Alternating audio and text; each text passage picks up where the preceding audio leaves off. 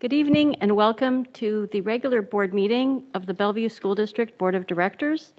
Today is December 15th, Thursday, December 15th, 2022, and the time is 4:32 p.m. At this time, we will do roll call.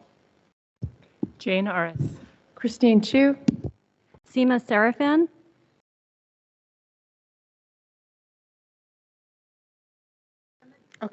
Eva Collins. Okay, I expect we'll be joined in about 10 minutes by Vice President Shuey and shortly by Director Carolyn Watson.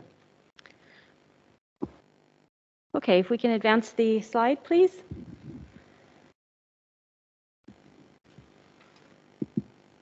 All right, we're going to start with the introduction of our student tonight. Thank you, President Serafan, and good evening, directors. Tonight, we have Connor Rasmussen and Teja Shabu. They're both 8th grade students at Highland Middle School. Excited to have you guys here. Come on up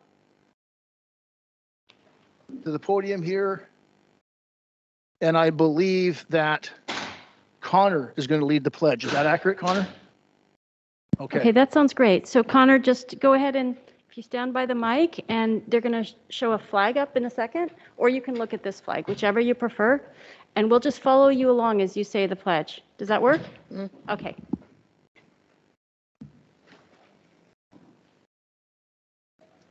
I pledge allegiance to the flag of the United States of America and to the republic for which it stands, one nation, under God, indivisible, with liberty and justice for all. Thank you. And you're going to do for us read the land acknowledgement. Wonderful. So we will let you go ahead. We acknowledge that we are on the indigenous land of the Coast Salish peoples who have reserved treaty rights to this land, specifically the Duwamish and Snoqualmie tribes.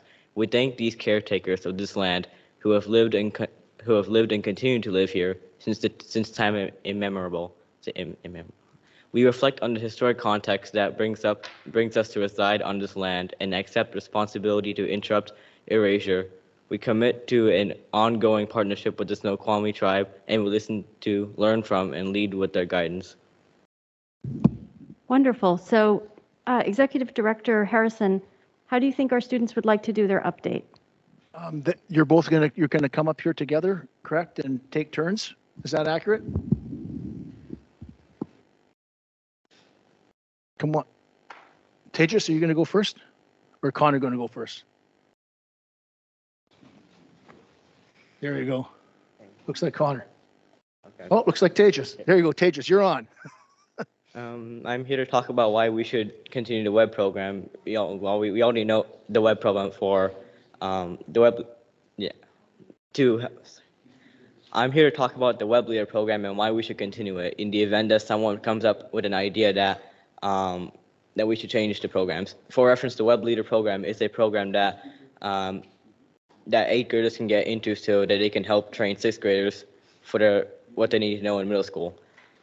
We should continue this program because it has a lot of benefits to both the 6th and 8th graders. For example, the 6th graders, as the program was already intended to do, would learn how to navigate middle school, what they might need to know for high school if someone wants to bring that up, and also it impacts the 8th graders by helping them have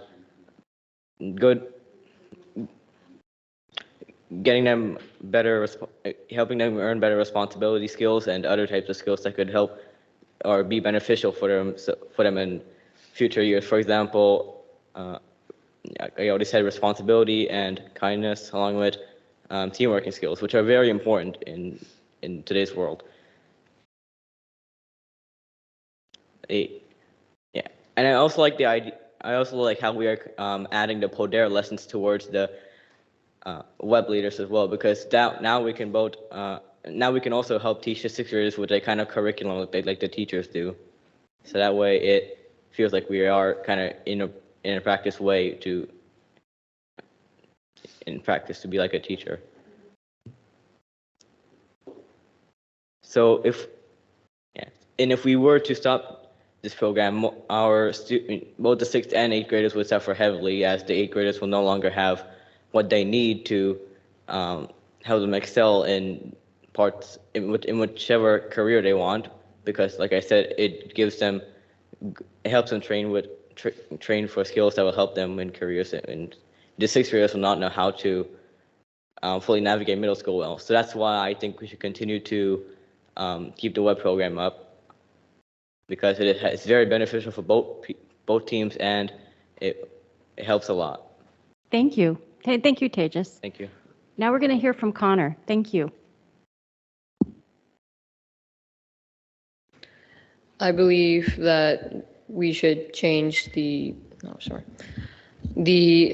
Highland ASB has been doing very well they've introduced more clubs, both culture and enjoy clubs. They now there's a cooking club and a D&D club now.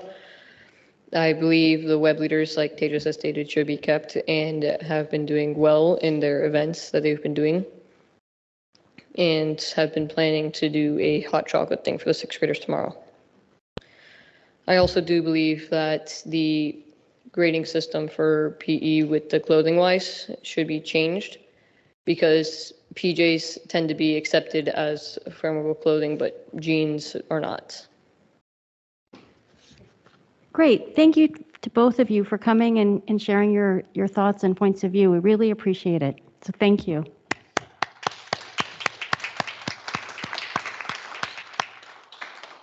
And President Serafin, may I thank the parents who drove them here this evening and are present with us. Thank you very much for sharing your children with us this evening. Appreciate it very much. Thank you. Thank you.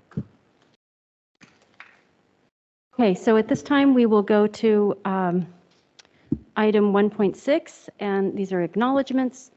So I will say tomorrow, December 16th is Las Posadas, December 18th, Hanukkah, December 25th, Christmas, December 26th, Kwanzaa. January 6th, 2023 is Dia de los Reyes, and January 7th, 2023 is Orthodox Christmas. We acknowledge and celebrate all of these with our community. At this time, item 1.7, I ask for a second to my motion to approve the agenda. Do I have a second? Second. Is there any discussion? Yes, Director. Yeah, I just want to call out that that there is a topic that I will raise in board discussion, but I want to propose an amendment to the agenda if it doesn't suit as such. I'll just describe. Director Ars and I have been working on a potential resolution that we want to bring forward, but there's been a request that with the superintendent on leave, we hold off so that the district can be more fully participative in the resolution, but we will raise the topic tonight but not vote on it. So I don't know if you would like us to ask that to be added to board business, or if you would like to ask that to just be part of board discussion. Well, I would say if it's you raise this on Tuesday, if it's a resolution that would require action or discussion, we would add it to the agenda, but we haven't had a chance to see it. So, but as I said, there'd be no I action understand. tonight. Yeah. But I would generally just ask if, I believe I know now what the topic is, so we can discuss it in discussion. I would just only ask, in light of and respect for the superintendent's absence and grieving, could we not just carry this discussion to January's meeting and allow for visibility to the board directors so that we could have actually a discussion at that time? No, we're going to bring it up in discussion tonight. We'll bring it up in a respectful way that is appropriate for the time to introduce it. People can think about it over the break and can have time to take action. But we were asked to hold off. That's why you haven't seen it, and that's why we're going to just discuss it tonight. So we will discuss it without seeing it tonight? Yep, that was what the ask was, so that's what we're going to Okay. do. All right, well, So- then that's not a change to the agenda. Okay. this That time I would I- ask that, I'm wondering if there is sufficient time in the discussion for the board discussion for it, to make sure that everyone still has time to bring up topics during that discussion phase. We have 20 minutes. I think we will share the time during the 20 minutes. I mean, that's our time for our discussion. So I think for any other resolution, if following all board practice, we either have it for advance view by the district, by our board, or and we haven't then an opportunity to discuss it. Or I know you referenced the other day Director Shuey. She asked in a director discussion, how would I bring forward a resolution? So what I would say is, if you want to generally discuss it, we can discuss it in director discussion. But I was our agenda proposing is- that it might be a topic that would take time, and so I was proposing that we might need more than 20 minutes total to ensure that there's time for that discussion and other people's things to come up. So I guess what I'm proposing is an amendment to the agenda to add 10 minutes to board discussion. Is there a second for discussion?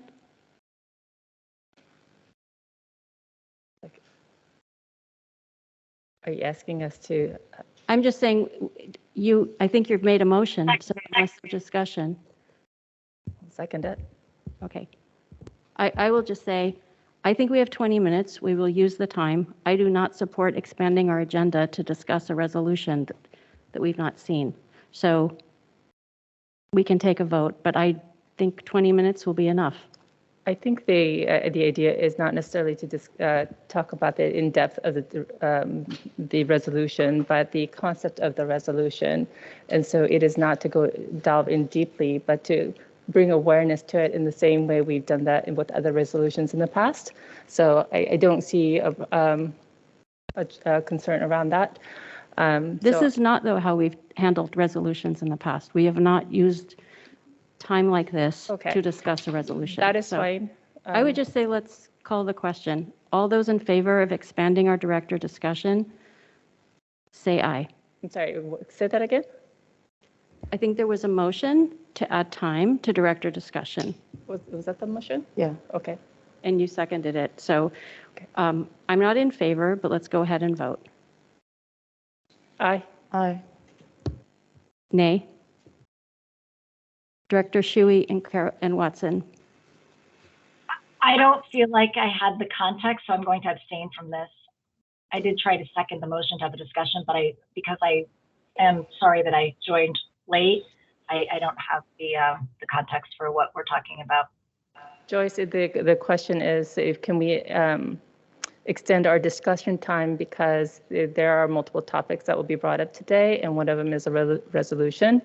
And so we would like to extend the discussion time so that we could make sure that everyone has its opportunity to bring up whatever they need to discuss during the discussion time. Right now, application time is 20 minutes. Okay. Are we discussing now? Can I respond to that? We're just trying to change the agenda from 20 minutes to increase that time to make sure that there is enough time for all the discussion points. So I would just suggest that if your concern is time, why don't you guys just go first? You can bring up your topic first.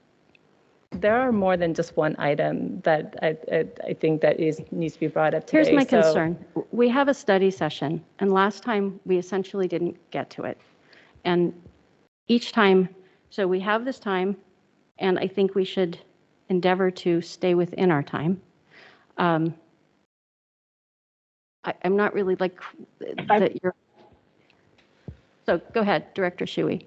Yeah, I was going to say, I think I understand the issue. I don't know what the proposed resolution is about. I know that in the past, when I've brought up resolutions, just my own personal experience from the last year, is I've brought up a concept and then said I would propose the resolution in writing after working with General Counsel McMenemy. So and then I've just used my time. And so I'm inclined to do the same process, if I'm understanding the issue. So we have 20 That's- minutes. If we divide it 5 ways, that would be the time you would have. You'd each have a portion of the time. And I think, so I'm suggesting you guys could go first, and you could end up potentially using all the time if needed for director discussion. But I'm not for expanding it to discuss a resolution that we haven't seen, and it will be an abstract. Okay, then I would like to make a point at this point that it seems that we are always short on discussion time, that we consider building it into our meeting, that we have more than 20 minutes in our discussion time, because I think we're selling ourselves short by limiting amount of the opportunity to have a robust discussion. So I think historically, prior to We had the last none. year or two, we never even hardly had discussion time. Well, I'm not referring to the Yeah, past. we used to have a plus delta or something like that, but we, or bring up something at the end and it almost always got cut. I understand. So this is a big improvement. I understand. But that. I also think you could have, my time from discussion time. I wanted to talk a little bit about, I know. a topic that I brought up on Monday, but you can take that time. No, I appreciate that, Carolyn, but that's not the point I'm trying to make here, is that I've noticed I've only been here for a year, and I appreciate the discussion time, but I also noticed that we're cutting ourselves in our discussion when we're getting into meat of things. So I want to make sure that we have an opportunity to go into that and build into our meeting versus going late into and going past our time. And so I think our staff would appreciate just having that buffer time. If we finish early, great. But if we just build it in, then it's built in and everybody's expects it. So. I hear you. I will just say, historically, I have taken away my own discussion time.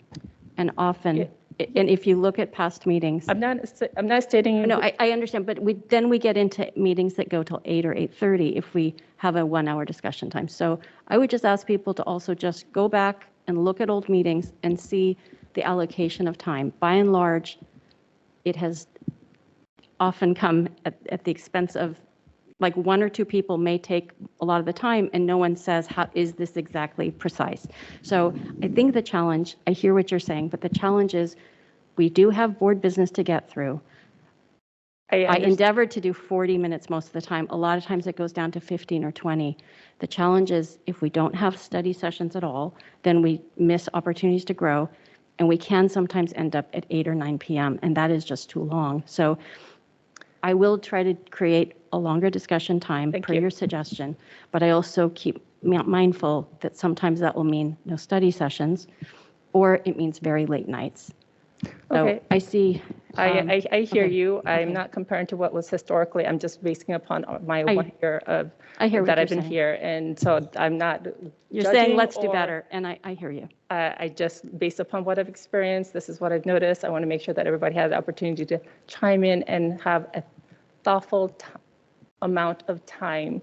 And like you said, everybody's a step back and not brought their topic because we ran out of time. So, and I think there is a lot of things that we could discuss, and I want to make sure that we all have that time.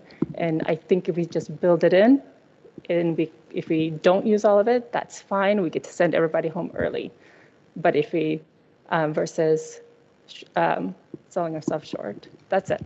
Thank you. I would just like to note that we've used about as much time on this discussion as I asked that we just add to the other one. And this is not a particularly productive discussion. I didn't expect it to be so confrontational. I thought I was being upfront to make sure that I put the discussion in the right place based on respecting what staff had requested that we do and how we handled it. I did not ask for it to be formally added to the agenda because staff requested that I not do that. And I don't need a lecture when I am trying to respect the wishes of folks. And this defensiveness about whether or not there's feedback on how we can continue to improve is really not time well spent. So if we can't add time, we can't add time. But it seems to me like that would have been a much more productive time addition. Director Shuey, or Vice President Shuey? Yeah, I was just going to say, I think that Director Aris's points are well taken, and maybe we can, continue to discuss that, because we do tend to, all of us in general, tend to expand into the time allotted, and so I don't know that we'll end up earlier, but I do agree that I feel like we get a lot of actual discussion and real substantive value out of that discussion. So I would like to make sure we find the time to, to discuss what we can do to really highlight that part of what we do. That said, I think we should call the question. Okay, all those in favor of adding 10 minutes to our director discussion, say aye. Aye. Aye. Director Shuey and Director Watson? Nay. Nay. Nay. We will still go through, and you guys will start early, the first for director discussion. So the motion does not pass. Consent agenda. I move that we approve the consent agenda. I do note that we added. I think you also now have to approve the agenda. You just voted on the motion. You're right. Thank you. So I we had discussion and now, so we had a motion within the pending motion. So on the original approval of the agenda, which was seconded, all those in favor of approving tonight's agenda, please say aye. Aye. Aye. Director Shuey, Watts, Director Shuey, Aris, and Chu.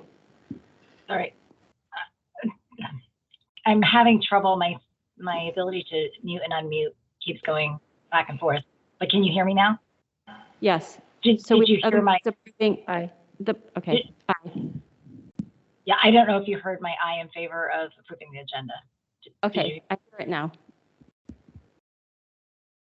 I think the agenda is approved, but I may not have gotten everybody's answers. So I think it is. So we move on to item 2, the consent agenda. I note that we added item 2.6, which was the approval of the revision of the ASB Constitution.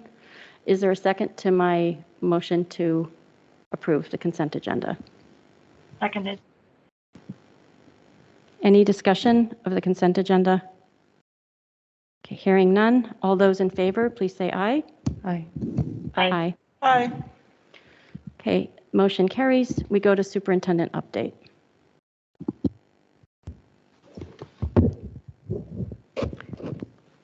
Thank you, President Serafan. For those who may not know me, I'm Eva Collins, Deputy Superintendent, filling in for our superintendent, our interim superintendent, Dr. Jarvis. And you may be aware, a message went out expressing our condolences to Dr. Jarvis as his wife passed away in the past week or 10 days. And so he will be out, and I'm just filling in for him for now, but we wanted to make sure that that we are sending him all of our best wishes and that we're all thinking of him in this time and sending him and his family our condolences. I have 4 items to report on today during my superintendent time. The first will be a computer science report that we missed when it snowed, so we will have that tonight. And then we have an enrollment update from Melissa DeVita. And then there are 2 other topics that we want to just quickly address. One is substitute concerns or coverage concerns that have been raised and that we're aware of, and a question that's come forward from some students in our robotics club. So those are the 4 issues that we're going to talk about, and we're going to start with 2 of our computer science and science developers for elementary and middle school, Yusra Obaid and Danny Ward. So welcome to them. Thank you so much for having us here. Can you hear me? You need to really talk right into the mic. Oh, okay. Okay, can you hear me now? Yeah. Oh. Thank you so much for having us. Danny and I are very excited to be able to share this really exciting work with you all. So this is an overview of our computer science pathway. So we have the elementary starting with elementary with a discrete and integrated experience. And then we have 2 different pathways, the 6 through 12 pathway, which is the integration of computer science into science. And we have the CT pathway as well. Next slide, please. Our computer science program is grounded in our strategic plan around high quality instruction and the hope that our students will become creators of their future world when we make sure that they are equipped with all the critical thinking and strategies that they need to succeed in the future. Next slide. The goal for our time is we're hoping that we will give you a context for our BSC pre-K and through 8th grade initiative, a little bit of an overview of the middle and elementary pathways, and then a little bit of a program outcomes and moving forward or looking forward. Next slide. Okay, so I'm going to start by talking a little bit about what computer science looks like at the pre-K through 5th grade level. When we're talking about computer science for kids, this young, we're really talking about developing something called computational thinking skills. So we focus a lot on analyzing, predicting, debugging, abstraction, some of these skills that are a little harder to teach in some of our traditional subject areas. But we also focus really hard on how we open doors for students. You know, there's a lot of widespread stereotypes about who belongs within computer science and within STEM in general. And so even from our pre-K level, we're really working at showing students that everyone belongs in CS. If they want to be there, that we want them there. And then also really showing them the ways that computer science is not just about programming, but that computer science is super beneficial for supporting students' other passions. Next slide, please. Oh, this slide. Next slide, please. Oh, that's not our slide either.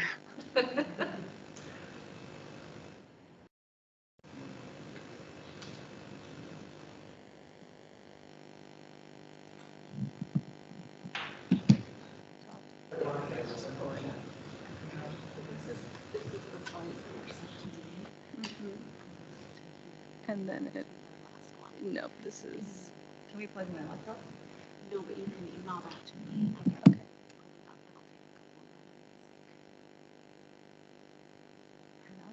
don't know what's your last name. WERTH. When I looked at the ones in the agenda for today, it was the correct ones. Okay. I don't know what that. I can Okay. Yeah.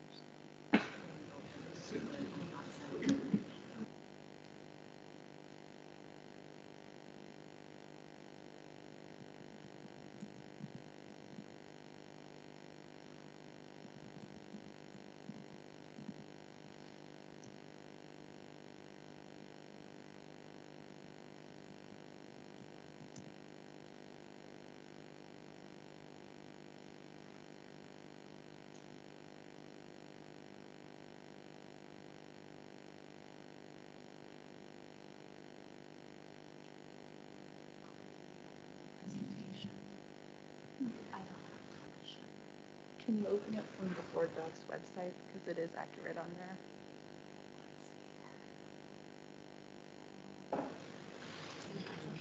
For those online, we're just getting some slides together. We'll be back up shortly. Lady, can I speak with you for 5 seconds?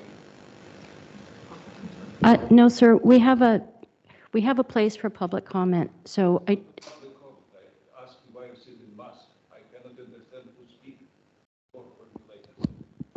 You know who speak. You all in mask. yeah, we're wearing a mask because we have some colleagues in our board and in our group of attendees for whom their health is at risk, and that's why we wear the mask.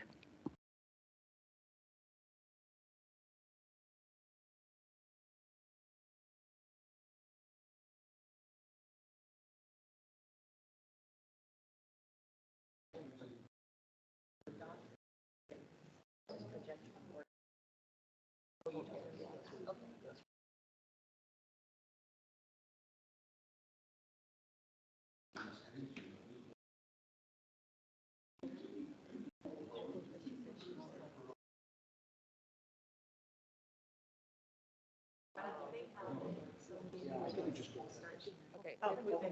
Oh, they've got it. Okay. We're back. Okay, thank you. Sorry about that. So continuing on with what it looks like at the elementary level. Another big focus for us is making sure that computer science becomes integrated across the curriculum. So we have a few different models of how we teach elementary CS, but particularly the model that we use at Wilburton.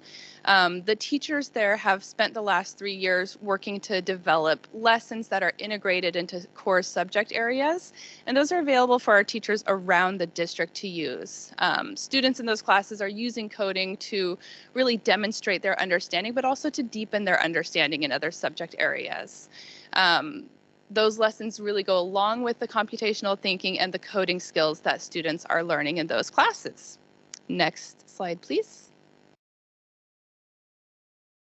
In our 6th through 8th computer science computer science, we have an integrated model again. And so this is just an overview of the different ways we integrate computer science into science. We always ground it in a problem or a global issue. And so in 6th grade, you can see students engage in computer science by developing, by using computational thinking to solve the problem with the declining health of the coral reef in Hawaii. In 7th grade, we're having students tackle the issue of deforestation and the impact it has globally, and students are asked to design a possible solution using physical computing. And in 8th grade, we are in development to try to integrate text-based coding into computer science in order for us to be able to create pathways that are equitable for our students that don't necessarily choose text-based coding in high school. Next slide. So what does this actually look like? We go through experimental phases where we select specific classrooms working in collaborations with students to test out the really unit materials. And based on student feedback, teachers' feedback, we go back through the process and continue to refine it. If it's in a good place, then we try to expand that the next year after that. And then once we feel like the material is in a good shape that's working, then we go for a full-on implementation phase, which means all grades, all schools, all grade levels. Next slide. So this is just some student experiences. You can see the excitement with students in 6th grade who are actually using physical robots to program how they would actually transplant coral in order to make sure that they survive. During that unit, they actually have to tackle science issues around what is pieces around coral that needs to survive, predators, predation, and then at the same time, they talk about computer science and how it feels to actually program. Next slide. 7th grade unit is a really exciting unit that we're working on because it really connects with our global competency that we're trying to incorporate into our curriculum as well as part of our strategic goal to create students that could be creators of their future world. This was also a unit material that we used to update leaders during Leadership Institute. And this is just examples of what students chose to do. Around some of them used the physical computing to create a sensor that detects illegal cutting. Other students chose to tackle the idea of what would it take to, instead of trying to solve the problem of deforestation, to actually focus more on reforestation, and decided to think about what are the optimum temperatures for growth of trees. Next slide. This is just some other student experience around 8th grade, and really it's grounded in computer modeling and the importance of it in the science world. So students were asked to kind of think about how could they use the power of magnetism to possibly detect future space launches. And so it's grounded around, like, can we actually create a physical model? What's the importance of computer modeling? Next slide. Professional learning to our teachers is super important. We work really closely with our teachers to make sure that they feel really equipped in bringing this experience to their classrooms. This looks sometimes in person. Other times we also offer asynchronous virtual learning so that we can continue to expand the students, the teachers' ability in computational thinking and understanding, so they can feel like they could build capacity in integration in other subject areas. Next slide. These are just a few of our partnership that we continue to partner with. Next slide. So here are just a little bit of highlights of our program outcomes yet so far.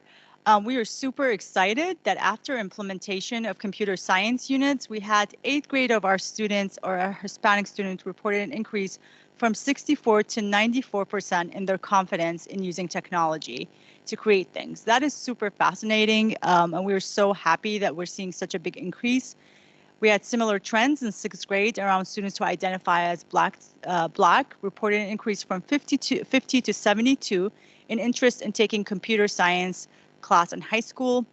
Similarly, 8th grade female students reported an increase from 70 to 89 in using technology, coding, and computer science. We track this data, and we have a detailed of the trends and further slides towards the end, but we're constantly tracking that data from elementary all the way to middle school, and the goal is to make sure that we're tracking students' interest in taking computer science in high school classes.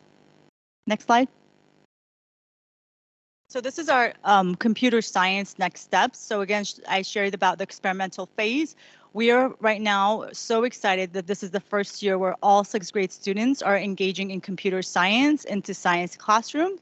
And we're hoping that we will continue to expand this and grow this process, and hopefully that soon students will be able to experience computer science in science classrooms. This is just the computer science in science pathway, aside from our CT course. Next slide. So as Yusra mentioned, we track this data at 4th grade, 6th grade, and 8th grade, and we ask them the same questions at the end of the school year for each of those grade levels. And so some of the outcomes that really stood out to me when I was looking at last year's 4th grade survey data, just how many of our students report liking computer science and coding. 76% is a really great number. And then 91% believing that they can use technology, coding, and CS to create things.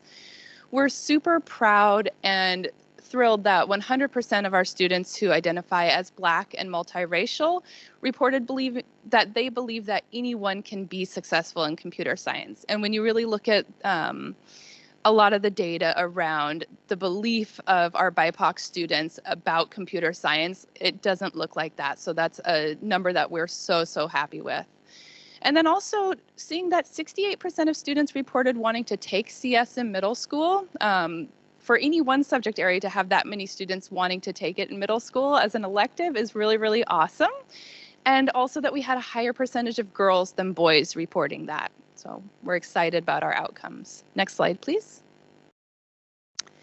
So the next steps at the elementary level, we are continuing to build out those computer science lessons that are integrated into the core subject areas. We feel that that's such an important way to help get these lessons in front of all of our students. We have ongoing professional development. We're continuing to engage more and more teachers in that every year. We want to continue to deepen the practice and the impact of our CS specialists who are in our title schools. And then looking to really build CS modules into science units, the same way that USRA has at middle school is a goal for us to do that same in elementary school, to really get it in front of all of our students in a way that is equitable and also in a way that we can continue to grow moving forward. Next slide, please. So we just want to say thank you so much for having us tonight. If you have any further questions for us, we would be happy to jot them down and we will get back to you with them very quickly. Thank you. Thank you. Director Aris. I just want to say thank you very much for coming and presenting this to us. I am so excited on all the content and thoughtfulness that you've put into this and executing and seeing the improvements in the growth of the enthusiasm in computer science and really showing that it's more than coding. And the fact that you're incorporating our global competence into it makes me even smile bigger. So I do have one question regarding the 100% Black and multi-race. Does that include our Latinx community?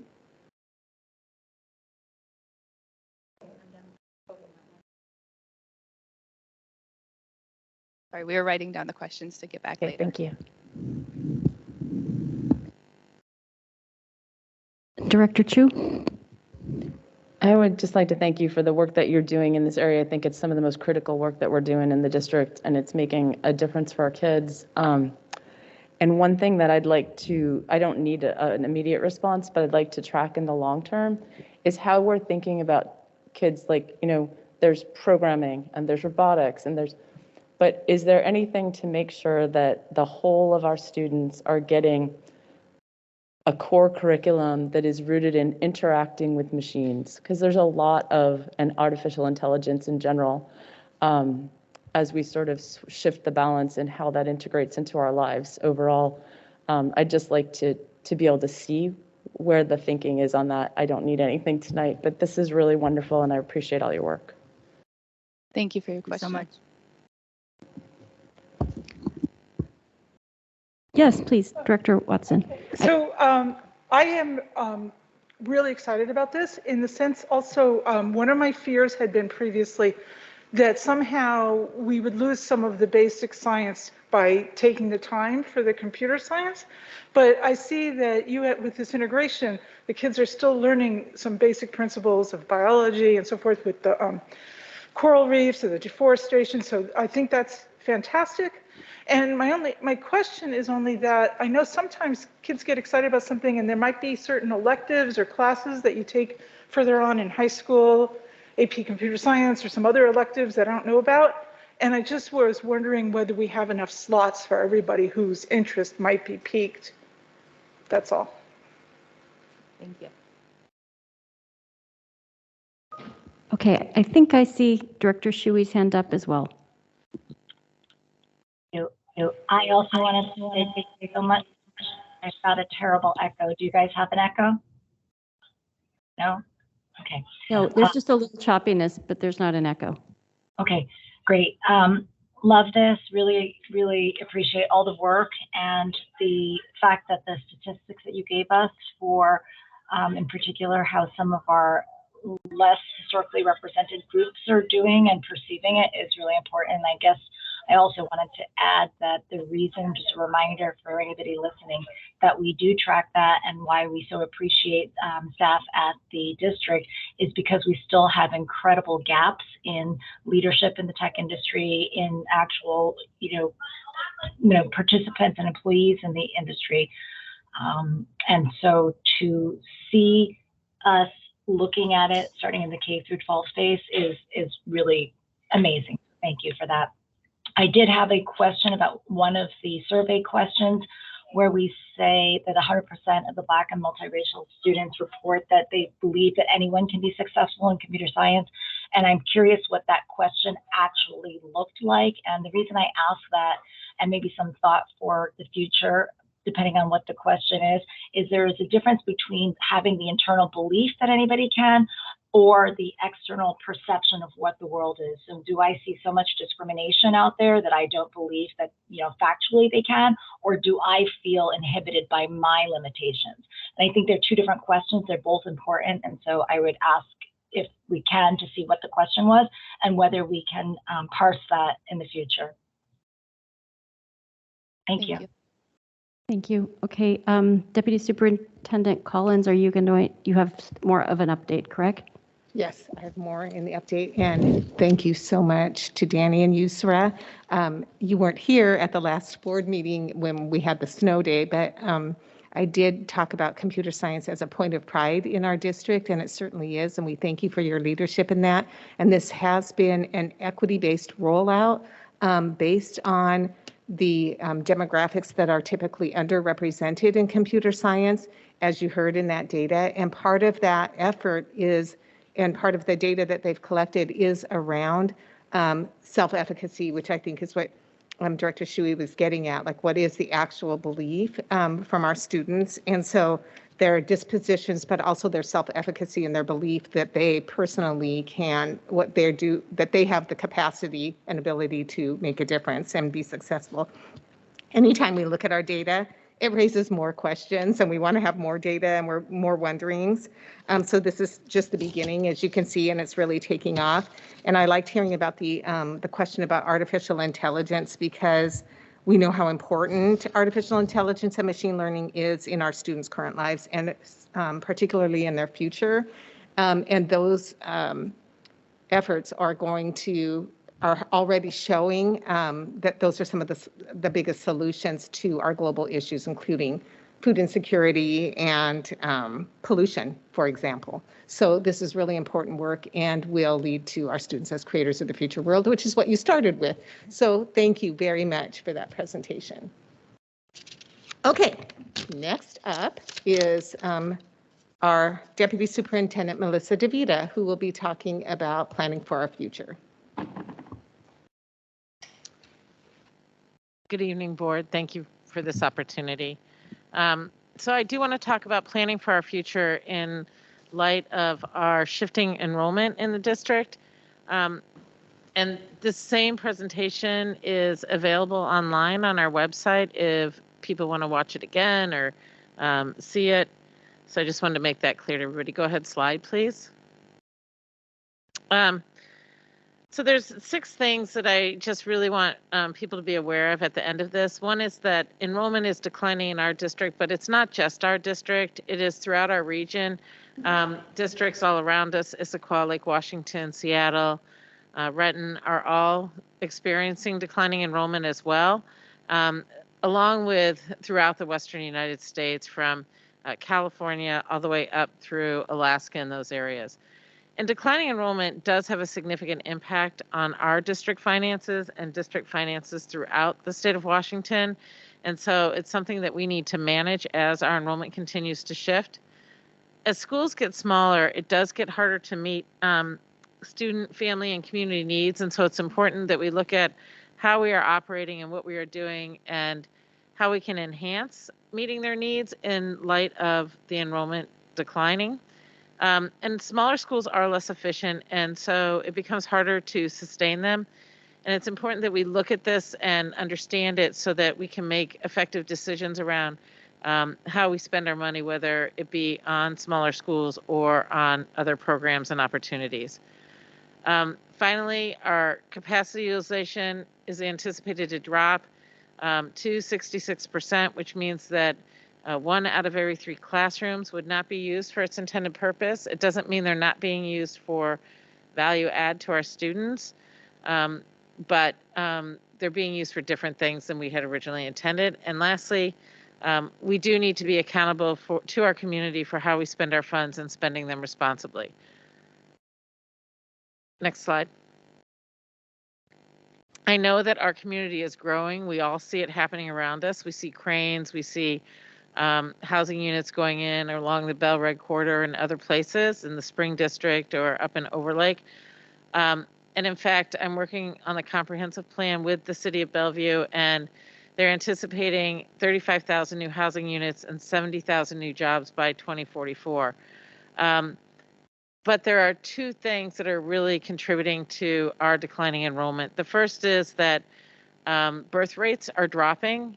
The millennial generation is not having children at the same rate as previous generations, and that is 26 to 40-year-olds. And then the second is the housing prices in our area. Single bedroom, 1-bedroom apartments are going for anywhere from $2,500 to $3,000.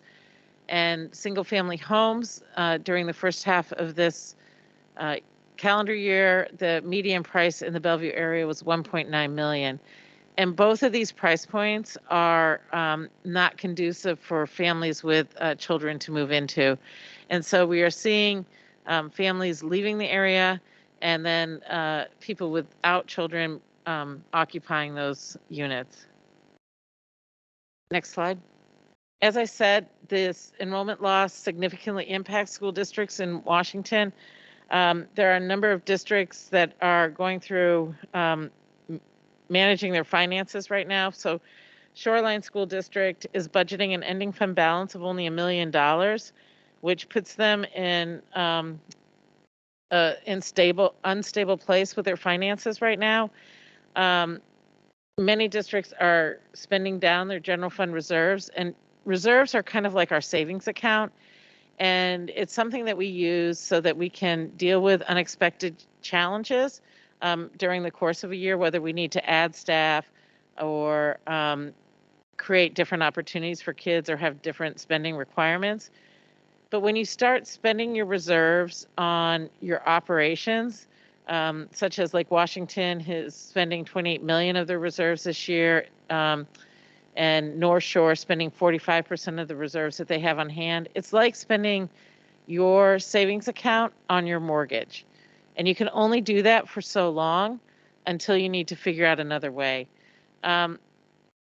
Issaquah School District cut $11 million from their budget going into this year, and they anticipate having to cut another $21 million going into next year. And so all of us are facing these challenges.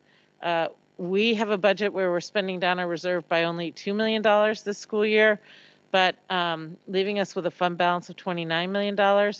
However, we are spending one-time funds from the federal government and others on some operational things, such as our mental health programs that we want to keep. And so we need to figure out ways to reduce our spending elsewhere in order to keep those. Next slide. Next slide, Jesse. Thank you. So this is our enrollment forecast. You can see that we peaked in the 1920 school year at nearly 20,000 students. We're anticipating, well, this year we are at 18,400, and we have enrollment forecasted to drop to about 16,000 students by 2031. That is basically 1 out of every 5 students will no longer be with our district. We lose students every year, and we have always lost students every year.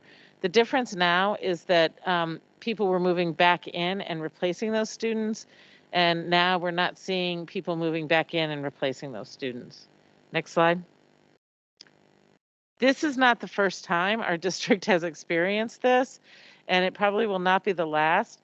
There generally seems to be a 20 to 25 year cycle for school districts. As you can see, in 1969, we had 24,000 students, and then it continued to drop all the way down to 15,000 students in 1990.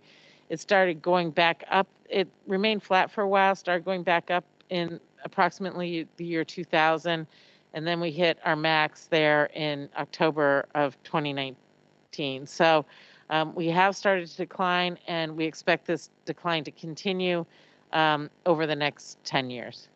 Next slide. This looks at our cohort by grade level. And so you can see here that if you look at 8th, 9th, 10th, 11th, and 12th grade, they're at about 1,600 students. 11th and 12th grade are a little bit lower because of the Running Start program that allows students to go to local colleges for credits. But then if you go back and look at 5th and 6th grade, you'll see we're at about 1,400 students. And if you drop further back to 1st, 2nd, 3rd grade, we're at about 1,200 students. Kinder is at 1,100 students, but we generally pick up kids as we move into 1st grade. So we expect it to be 1,200 students as we move into next year. So we're hitting a new equilibrium. But what this means is that as we graduate 1,600 students and we bring in about 1,200, that 400 student differential is going to continue to move through our system over the years to come. Next slide. So if we assume we have about 1,200 students at each grade level, then it is impacting our elementary schools now. It'll impact our middle schools as we move forward, and kids begin to move into the middle school, and then our high schools. 15 of our 18 elementary schools would be below what we would consider our ideal size of 3 classrooms per grade level, and our average elementary school would be at 391 students. This year is the first time that we have 3 elementary schools that are below 300 students. Our middle schools average will then be 631 students, with the largest being just over 700 students. A couple of years ago, 2 of our middle schools were approaching 1,000 students. And at our high schools, 2 of our high schools would be over 1,000, the largest being 1,300 students, and the largest right now for us is close to 1,700 students. So this is going to move through our system, and something that we need to look at. How do we offer the programs and opportunities to our students as we manage through this enrollment shift? Next slide. So this enrollment shift really impacts us throughout our system. And the areas I want to focus on tonight are funding, programs, and facilities. And these are all interrelated with each other. You know, our funding is 80% of it is tied to enrollment. And when enrollment drops, we do lose that revenue immediately, but our expenses decline at a slower rate, because when we lose 200 students, we lose them across 13 grade levels and 30 schools. And so you don't get to reduce expenditures for those students as quickly just because it's so spread out throughout the system. This is things that we do use our reserves for to help us balance this into the future. And we are making reductions throughout the districts. In the last 2 years, we have reduced spending, in fact, at our central office by over $1 million. But we will need to continue to look for those opportunities moving forward. From a program perspective, it does become harder to serve students. At the elementary level, we end up having more split classes, which are 2 grades together in one room. So it'd be like a second and third combination class. And it becomes harder for us to do inclusion or other things in our elementary schools when you have very few classes in those schools, like less than 3 per grade level. And small schools are less efficient because you have all the same overhead for smaller schools that you do have for larger schools. And so they do cost more to operate. At the secondary level, fewer kids impacts the number of electives that you can offer. And so it results in fewer opportunities for our kids as well. And then on the facilities side, we're going to have extra capacity in our buildings, and we need to look at that now because we did pass a bond back in 2020 when enrollment was at a higher level and we anticipated it remaining flat going into the future. And so now we need to take a step back and relook at that so that we can avoid the potential of overbuilding for where we are now. Next slide. So I do want to talk a little bit about where we were then and where we are now, because our community was very supportive and passed a $675 million bond. I want to remind people that the way bond elections work is that we ask our community to approve them, and what they approve is us taking on debt up to $675 million in this case. We then don't turn around the next day and just sell those bonds. We sell those bonds as we need those funds. And so to date, of that $675 million, we've sold $170 million in bonds to support some of the work that's already happened or is happening, such as Newport High School's improvements. We've also done improvements at Interlake and some other schools. But back in 2018, when we were looking at this bond, you know, we were at almost 20,000 students, and we only anticipated our student enrollment to grow to 20,300 over 10 years. So we weren't expecting to grow like gangbusters, but we weren't expecting to lose the number of students that we are losing. Our building capacity at that time was close to 85%, which is the sweet spot. When you're at 85 to 90% occupancy, then it gives you room to add programs and make adjustments and deal with localized growth without having to adjust boundaries or do other things. And what was being recommended was that we would replace the buildings that were below BSD standards that hadn't been replaced yet. And at that time, construction inflation was only 6% per year and had been for a number of years. Following the pandemic, you know, a lot of things have changed moving into now. Construction inflation is actually at 20%. We anticipate our building utilization dropping to 66%, as I said before. We're currently at about 75%, and enrollment is forecasted to go down to 16,000 students. As a result of that, we think it's important that we take a step back and look at the option of repurposing some schools to improve opportunities and programs that we can offer to students, as well as moving some of our schools out of buildings that are not as new and have not as safe as others. Go to the next one, please. So moving forward with our enrollment shifts, there are three things that we're really focusing on. The first is programmatic. We want to stay a leading world-class educational district. And so as a result of that, we are continuing to look at innovative programs that we can offer our students. We talked earlier about global competency and computer science. We are looking at reimagining our middle schools, and I know that that's been shared with the board previously. And we're also looking at additional heritage language opportunities for students. And so we want to make sure that we continue to offer innovative programming. And I think some of the things that we're considering actually create those opportunities. We need to update our facility plan to better leverage the buildings that we have. And so we have paused new construction at this time, and we're looking at opportunities to do that. And then lastly, we are developing a multi-year plan to ensure financial stability and stewardship of public funds. I do want to say that as we're developing this plan, we believe that attrition will allow us to get to where we want to on expenses, and we do not anticipate having to do layoffs or something that drastic. And I do believe that the planning we're doing will allow us to manage through this enrollment shift rather than having to do layoffs or other things that would be more impactful to our community and our staff. Next slide, please. So here is our plan right now. Right now, we are making sure that people understand the problem and the shift in enrollment and what we're facing. And so we've shared this same information with staff last week.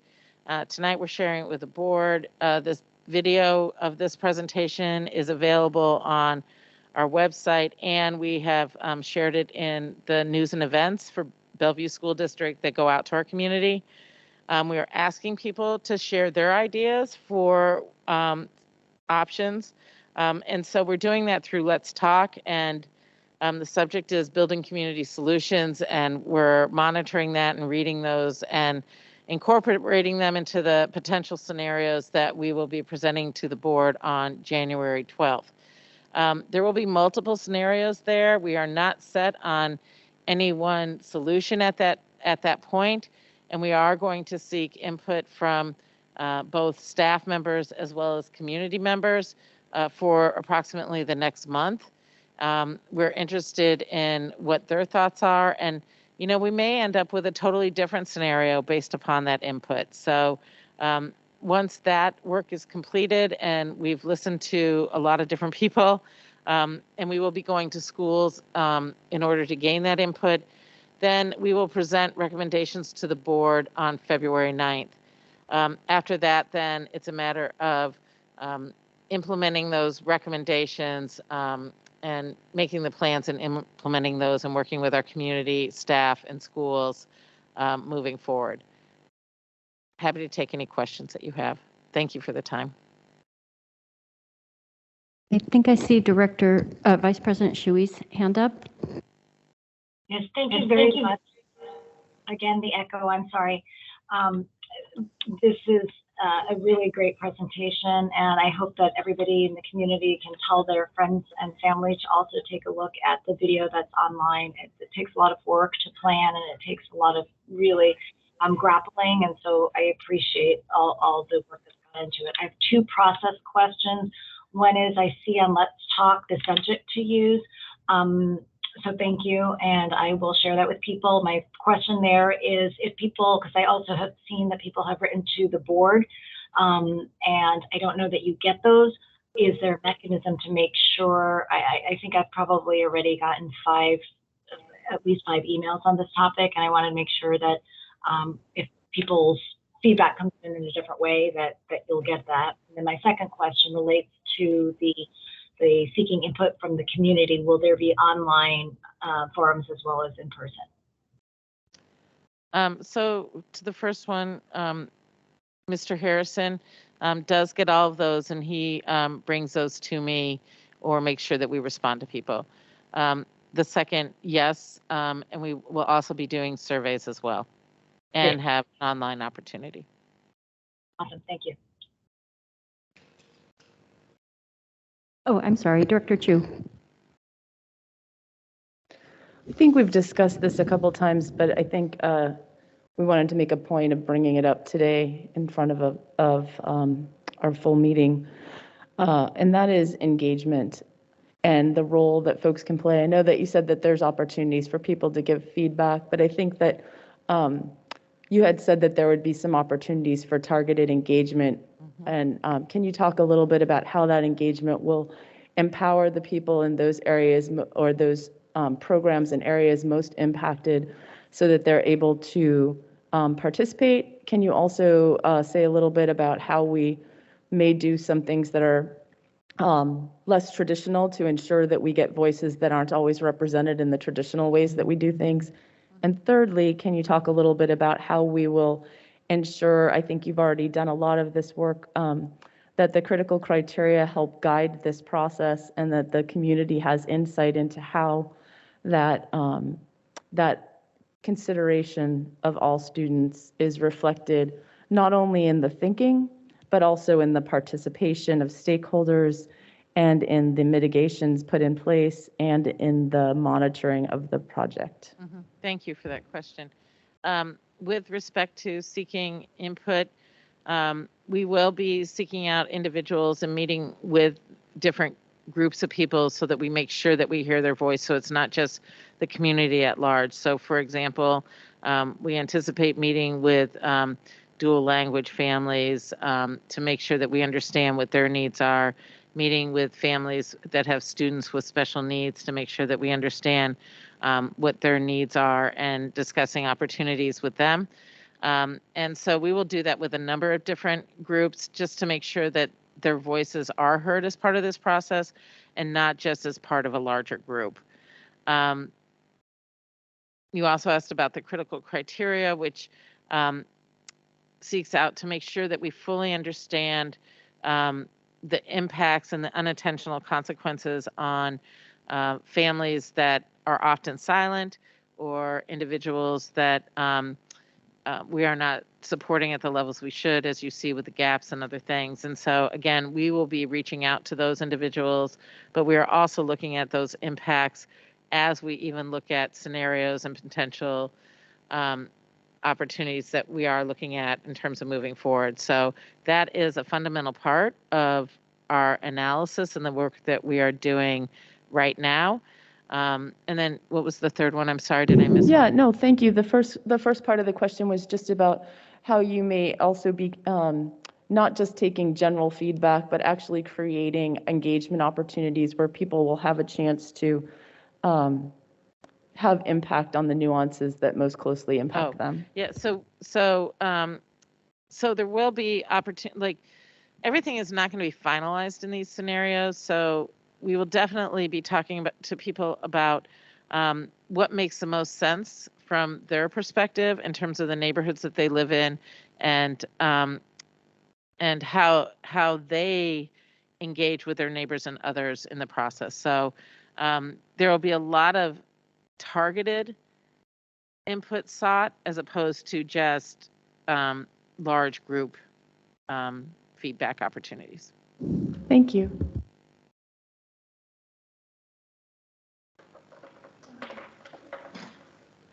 Director Watson, sorry. Okay. So I'm contemplating all this, and I've seen this a few times, so I think I've asked a lot of my questions, but right now I'm thinking more about the dual language, and something struck me in the slides where it said it's ideal to have 3 classrooms per grade, and I can imagine how you do that in schools that just teach in English and schools that just teach in Mandarin, dual language, something like that. But for those schools like Sherwood Forest and Stevenson, where you have both programs going, is that still the ideal? Because it seems like you might be leaving the dual language teacher in that grade with like nobody to collaborate with. And then just something to keep in mind as you're trying to figure out the solution, also in light of the fact that I'm not sure all the dual language families, you know, it's good for them to be able to walk to school. So a lot of different things at play, but I do worry about that isolated dual language instructor. As do we. along with the size of some of those classrooms and things like that. So we're definitely looking at in light of the enrollment shifts, and we want to make sure that we continue to offer the best service we possibly can to all students. Okay. Well, it's going to be quite a jigsaw to put together. Absolutely. It absolutely is. Yes. Oh, I'm sorry. Director Aris. I'm sorry, Director Aris. Thank you very much for the presentation. And I know I've mentioned this before, but I just want to say it again here so that everybody could hear it. I know we've talked about ways of engagement and how do we proceed. And I just want to re-echo what I've said before about making sure that we utilize our community in all the different processes, because I do believe we have quite the wealth of knowledge and expertise, and to empower us to help us move through this challenging time with a decrease in enrollment, and also with the shifts of possibility of changing and moving our buildings or utilizing our buildings differently, that we think about, not necessarily because looking as a losing opportunities, but opportunity of gaining. And I would really encourage everyone to really, as they engage in this process, to think outside the box and see how can we be ahead versus, how to just manage. How can we take this opportunity to create opportunities that we've never had before, and grow our programs. I think that is there, and given the wealth that we have in our community, I would really love to see us leverage that and welcome the partnerships with community members as well as corporations. Thank you so much. So I just wanted to thank you also. I think board questions and comments were really helpful. I know, and I agree with all the directors on the comments of engaging the community. I want to just acknowledge, I think there's some people who are online who are raising hands, and that's not how we take public comment. We have a separate time for that. So, but there will be future public comment moments, and as I think directors kind of referenced, you're going to be going in person, as you mentioned earlier, to the schools. You will have multiple layers of input. Can you perhaps maybe put to rest one misunderstanding that there are plans for future schools that had been construction that had been described or planned in the past? If and when those plans are set aside, it doesn't mean people will not be in a new building. Can you perhaps address that? Yes, thank you for that question. That is why we're looking at various opportunities. So, as I said, we do have capacity available in our buildings. Right now, it's spread amongst multiple buildings. And so we need to look at that and say, does it make sense for us to add buildings? It's like if you have a home and you used to have 3 children who each had their own bedroom, and they went off to college and now your in-laws are moving in, are you going to build a separate building for them, or are they going to take over one of those bedrooms, right? And so that's what we need to be looking at is, are we really effectively utilizing our facilities as we move into this shift of enrollment?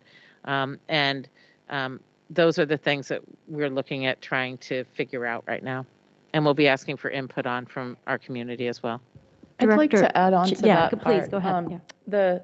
What I think is something that's really important is when I listen to the work you're doing, Deputy Director DeVita, I hear you working to optimize the facilities for the students in all of our programs. Correct. To make sure that everyone has a top-notch, high-quality instructional facility to learn at and to have activities at.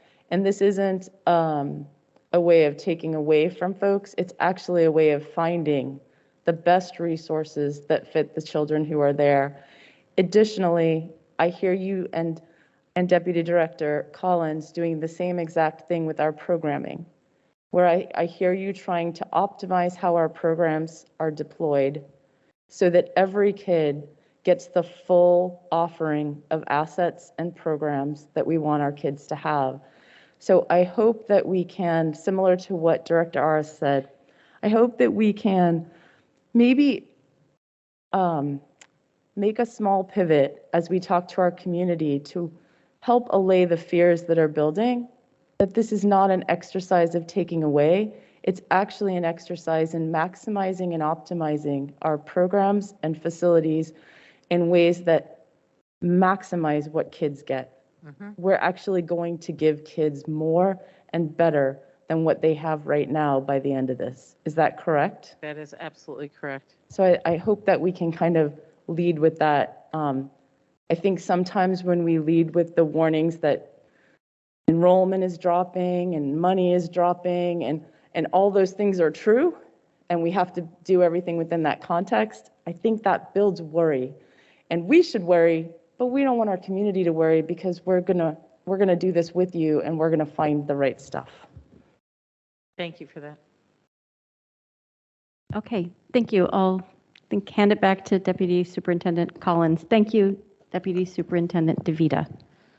I just want to thank Deputy DeVita for the significant work that she's done digging into the data, but also to emphasize, most importantly, the openness to ideas from staff and community, because as Director Aras said, we have tremendous wealth of ideas out there and thoughtful people that can look at some of the opportunities that would exist that we have not yet considered. So thank you, Deputy DeVita, for that.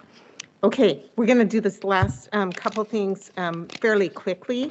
So the next thing is that we did have a student that wrote to OSPI regarding the robotics sort of advocacy, including the idea of creating opportunities for credit. And so, students bring forward what's important to them and what they're telling us, what's of interest and importance to them, just like the middle school students that talked about the Where Everyone Belongs, the web program, and how important that is to them for multiple reasons and for the skills and the lifelong skills it provides. And so we want to respond with how important that is to us when a student raises something. And so I've asked John Harrison, Executive Director, to tell us, where are we with that question that came forward? Thank you, Deputy Superintendent Collins. Yeah, this topic, you may recall, has come up before. And this particular student wrote a wonderful letter to State Superintendent Rakedahl and copied you all as the board. I'm going to respond to the student. I think you all know that my practice is when students write to you or to us that we always respond. And the gist of the request in this letter, above and beyond an invitation to Superintendent Rakedahl to visit the program, and this is a student who is a member of the Sammamish robotics team. And in essence, the student was asking for credit to be considered in the robotics work. And it's an interesting and a very viable notion. The student talked about potentially college and the high school credit, and just want to clarify that college and the high school credit in essence is a college course that's taught in the high school by our staff. So that would require obviously some partnership with a post-secondary institution. The other area is elective credit. And although there's some parameters around the assigning of credit and credit equivalency, there are some potential options here. So our commitment, and I spoke to in the last few days, our teaching and learning team, our commitment is to take a look at the opportunities and options that may exist for assigning credit for robotics, and for that matter, if you consider rocketry is also similar. So we're actively looking at that, and more to come as we progress. Thank you, John. Finally, this is the final issue an issue that we've experienced here in our district, and one that's prevalent throughout the nation, is coverage when staff, including our teachers or bus drivers at all levels of the organization, are absent and we don't have sufficient coverage. And so that's an issue that our Assistant Superintendent, Dr. Thomas, has been studying and working on. And he has written a report that we will be sending to the board in your Friday letter tomorrow, but he wanted to say a few words about that. Thank you, Ms. Collins. Just wanted to provide a couple of points of emphasis and a brief overview. The first is, over the last 2 years, we've had a significant increase in total number of absences for employees. So prior to the 1920 school year, we had a relatively stable rate of absence going back many, many, many years. Over the last 18 months, that increase has been steady and then consistent. So it wasn't that we had an increase and then a decline. We've had an increase and then it stayed essentially at a higher level. We negotiated with our Bellevue Education Association colleagues some pretty significant changes in leave to try and respond to the change of circumstances and really anticipating that this is going to be a new reality for us for some time to come. And as a result of some of those changes, we've implemented a variety of different components, and it's really predicated on the premise of supporting staff and their needs as opposed to looking at absence as something that we want to minimize at all cost. It really is about the overall health and wellness of our staff, and if they need to be gone because they are sick, we need to honor and support that. So we are implementing this new set of guidelines. It's still too early to tell in terms of efficacy. We're going to really need to run this out for, we think, the full year. However, we are going to be doing some short-term measures now that we will have the first set of data complete all through tomorrow and analyze, looking for, do we have any early trends? Do we have any places that we need to look at? And then potentially, are there modifications going forward? In addition to that, we have also embarked on a series of other strategies, because it's not just the one side of the equation around increased absences, but it's the other part of the equation addressing and making sure that we have people to fill those absences. So one of the misnomers has been that there is a sub shortage. There's a sub shortage when you account for the increase in absences. And that's the part that we're trying to increase and build our substitute pool. We actually are maintaining a sub pool that has been consistent in terms of numbers going back a decade. But when you have, relatively speaking, a 20% increase in absence rates, then you need to have a sub pool that's 20 to 25% greater than what you had previously. So that's one of the challenges that we're addressing. We've expanded our recruitment. We have expanded the number of emergency certificates that we will offer. We typically, in any given year, do 5 to 10. We have approved up to 40. We've increased the rate of pay. We've established what we call a super rate of pay for substitutes on Fridays. And then we have some other strategies. But we wanted to make sure that we are continuing to hear the concerns of our staff, address the challenges, working with BEA and our other unions, and really trying to be a collaborative whole approach to addressing the challenges. Dr. Chu? Thanks for that, what you're doing. I think that both the teachers and the district have been working together since the contract to find new ways to approach this, and really appreciate where it's going. One of the things that's not clear, though, from some of the things that you said tonight, I don't know if it will, I just want to know if it will be covered in the report. I don't need an answer tonight, but one thing, you know, is how many substitutes we have and whether there's a decline from last year or an increase or whatever. But I think one of the things that really matters to our teachers and our administrators in the buildings is the number of uncovered classes. So the number of times when they are spending their prep periods covering classes for other teachers, or when administrators are spending their days in classrooms instead of supporting teachers across the school, where they're all doing great things, but not necessarily the intended great things, and whether or not that rate is rising, holding steady, or declining. And I think some of the the questions that we get are concerns about that, because perhaps it may be dropping overall, but in one building it's rising, or or we don't have what we need there.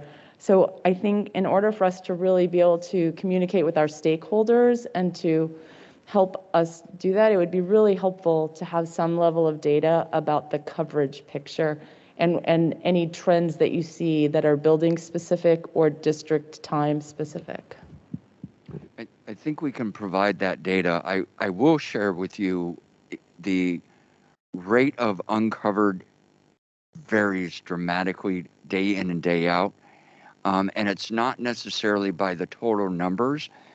It is impacted by when a substitute is requested. The most difficult coverage to fill is any request within 24 hours of need.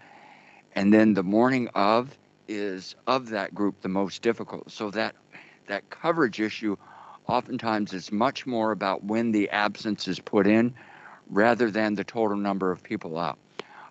But we can pull that data.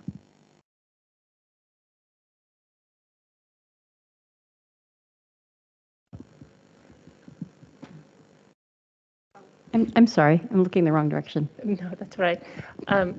A quick question on the, is there a ratio of the pool comparatively to the probability of filling the sub? Because I hear you that it varies through, day to day as far as whether you could fill it or not. And so I'm assuming there's got to be some kind of formula that you use to determine how many subs that you need in that pool to make sure that you have sufficient bodies to fill the possible needs that exist. And if that ratio, do we need to increase that ratio? And if that's the case, is the 40 emergency certs that you put out there, is that sufficient based upon that?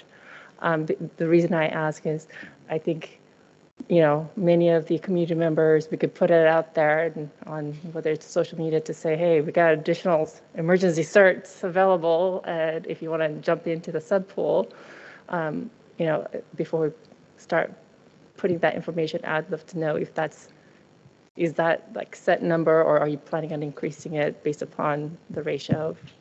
It's neither a set number or a ratio that drives it. Mm-hmm. What really drives it is how many people on any given day say yes. And the challenge becomes the nature of a substitute pool is you have this wide spectrum of people that you have some that are, I want to work every day, no matter what, I'll do that. Others, yeah, I'll work Friday. I only want to work at that building. I'm going to work in the spring.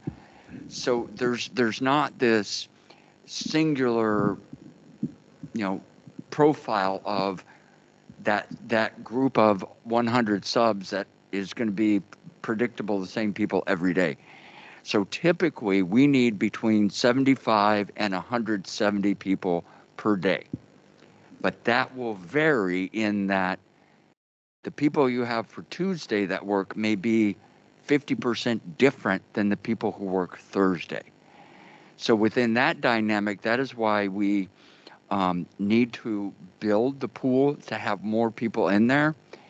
So at some point, we're going to need to try and get closer to a 500 pool. Then the net part about that is then you still have people, if you have the pool too big, you lose people because you can't guarantee enough work. So it's constantly an ebb and flow, and we're constantly combing our roles. And if people don't pick up jobs, then we roll them off and we add new subs in there. So you have a lot of dynamics. It really is a workforce that today I'll work, tomorrow I won't. With the emergency substitute certifications that you're offering, is there certain requirements for those who want to apply for those? Do you want them to be more available or than, say, being seasonal? Because I understand those are precious emergency certs. With the emergency certs, what we try to do is because the district actually has to sponsor that, We try to sponsor with employees that we know we can count on that will fulfill the requirements. And so a lot of those emergency certs, what we have been doing is using those with student teachers or interns or paraprofessionals that may be working towards a teaching certificate. Those end up having the first priority because we already have that relationship, but we have hired people outside on the emergency search as well. All right, great, thank you. You're welcome. I see no other questions. Deputy Superintendent Collins, do you have anything else in your update? No, thank you for the time. Thank you. I think we now go to public comment. Okay, so this is the time during our meetings when we receive public comment. Details about public comment and our expectations regarding it are on our agenda and they're displayed on the screen. Please remember that you can also communicate with us by email or even voicemail. We as a board are grateful to receive public comment and we appreciate the thoughtful input of our community. Because of the limitations of our board calendar, we limit public comment to 20 minutes and we ask you to please limit your comment to no more than 2 minutes each. We as a board will listen to all your comments carefully, but we generally do not respond. We expect speakers, though, to engage in a civil manner and not engage in any form of communication that may be identified as unacceptable, including slander and libel, invasion of privacy, obscenities and harassment, intimidation, bullying, or discrimination. We also can't accept public comment on pending investigations involving student discipline, allegations of employee misconduct, and allegations of discrimination or harassment. And that's to preserve our ability to hear appeals. But again, we thank you for coming or offering your public comment online. And we want you to know again that while we'll be listening to all your comments intently, we generally do not respond to your comments in this setting. So with that, I ask Ms. Worth for our first person, please. Thank you. We do have a full slate of 10 people signed up to comment who signed up before the meeting today. So I will start off. Our first group of 3 is from the Bellevue Schools Foundation.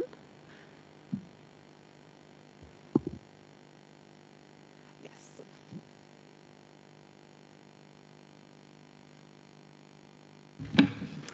Thank you.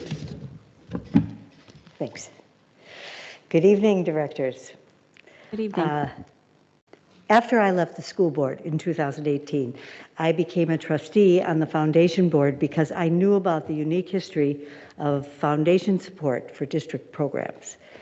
That critical involvement began in 1979 when BSF became the first K-12 schools foundation in the state of Washington. Since then, the foundation has raised and committed over $25 million to programs unique to the Bellevue School District that were short of funding through the usual state and federal structures. That 43-year history is long, and that list is longer, and this year, per usual, the foundation has been raising funds for some of the programs and students that this board and administration worries most about. The Signs of Suicide program and the Mental Health Assistance Team, Computer Science for All, starting with youngest learners in the Title Elementaries, inclusive libraries, placing books in the hands of students K-12 that broaden their understanding of others. The Boom experience, giving space to students who otherwise might feel isolated in our community. Early learning, funding places for children who fall between the cracks between state funding and private tuition. In our fundraising efforts, we are most successful when we regale the public, the community, about the value that these district programs bring to Bellevue students. Much like voting for levies, contributing to the foundation provides a path for the community to directly support the district. We and the programs we help support appreciate all of your public recognition and acknowledgement. Thank you. Thank you. Our next public commenter is Melinda Elian. I'm going to take off my mask because I speak better. Good evening. I'm Melinda Illian. I'm here as a trustee and a co-chair of the Grants Committee with Chris for the Bellevue Schools Foundation. As Chris just noted, the Bellevue Schools Foundation is vital in supporting the work of the district through direct funding of the critical programs. And we do this through 3 different grant programs so that we make sure that we meet needs of the staff members at all of the levels of curriculum. We do partnership grants, as Chris just talked about. We do a new grant called the Inspiration and Incubation Grants to help our curriculum directors. And then I'm sure many of you are aware of the AE&I grants at our classroom levels. So the partnership grants, as Chris just described, computer science, MHAT, inclusive libraries, many, many more. These grants are used to get innovative but risky programs off the ground, like in previous years, Avid and Naviance, providing not only funding, but also a platform so the grantees can share their work with the broader community through our Education Connections program, to our grant making committee, and also being cheerleaders for their program. Our partnership grants come to our committee meetings once a year, and we cheer on their work and ask them the hard questions that you can't really get to unless you've been working with a grant program for a really long time. Last year, we added our I2 grants, our Inspiration and Incubation grants, because we recognize there is a need for the curriculum developers to also be able to have grant funds to be able to roll out programs across multiple buildings rather than just at a single building that our AE and GI grants are serving. This year, we funded a total of 11 programs at the curriculum director level, and that includes things like the author visits in elementary schools, which has always been a super popular program, and also an artist in residence program at our secondary schools. So those have been incredibly successful, and we've been really appreciative of the curriculum directors that have taken the time to apply for grants. Our final program is AE&I, and I'm out of time, but those you all know about are fantastic at our school buildings. Thank you. Thank you. The next speaker is Juliet Booter. Got it. Did I say it wrong? Probably. Nope, you got it. Thank you. I'm the executive director of the Bellevue Schools Foundation. I have been with the foundation for about 1.5 years, and I'm very grateful to both Chris and Melinda, who are 2 of dozens of volunteers that mobilize the foundation on an annual basis. This year, we are contributing $800,000 to support the initiatives you just heard about: early learning, mental health, teacher certification, BOOM, and inclusive libraries are our largest investment. The computer science initiative that you heard about today from my colleagues Danny and Yusra, that is a part of almost $3 million that we've contributed to the Bellevue School District, specifically for STEM and computer science. So what we're hoping and what I've seen is that the community is going to dig in a bit deeper with us. We are part of the 20% that is not contributed through enrollment that Melissa DeVita talked about. And what we need is a greater awareness of how the foundation can continue to fund the district. I have found in my time that very few community members know what the foundation is and who we are. And this lack of awareness is directly contributing to our fundraising efforts. While we have had significant strides in fundraising, we can do more. So there's no limit on how much we can raise and then give back to the district. So we are going to be sharing some of our initiatives at public comments for the next few board meetings in hopes that that will increase awareness. We encourage everyone to explore our website, get to know me, our trustees, and we are really proud of our work and hope to continue increasing our investment in the initiatives that we are sharing and more initiatives that will fulfill the needs of our students and educators. Thank you. Thank you. Our next group, Brian and Bardwaj and me here, are going to talk to us about robotics. Good evening. Is this working? Yes, go ahead. Thank you. My name is Brian Zane, a junior member of Saints Robotics, part of the business sub-team. We're here to inform you about the current state of the club and what we're doing to improve this club for the better.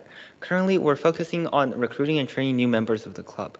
This year, our club has a little over 100 members. Most of them, like me, are relatively inexperienced. So most of our current efforts are dedicated to getting them up to speed. On the first day, novice members are given a tour of the different parts of the club. Then they are split into different sub-teams of their choosing, such as mechanical, programming, or for me, business. Each sub-team is led by an experienced instructor, usually a sub-team lead, who prepares lessons and hands-on activities. In addition to training existing members, we're also actively organizing outreach events to develop meaningful community relationships. Over the past summer, we hosted CERC, which stands for Saints Engineering and Robotics Camp, to teach STEM to elementary schoolers in the surrounding area. Specifically, we taught them basic robotics concepts and the process with building and controlling a bot. In the end, each student built and program robots of their own. Now I will hand this over to Broadwatch, who will elaborate on our team's participation in local tournaments. Thank you. Thank you.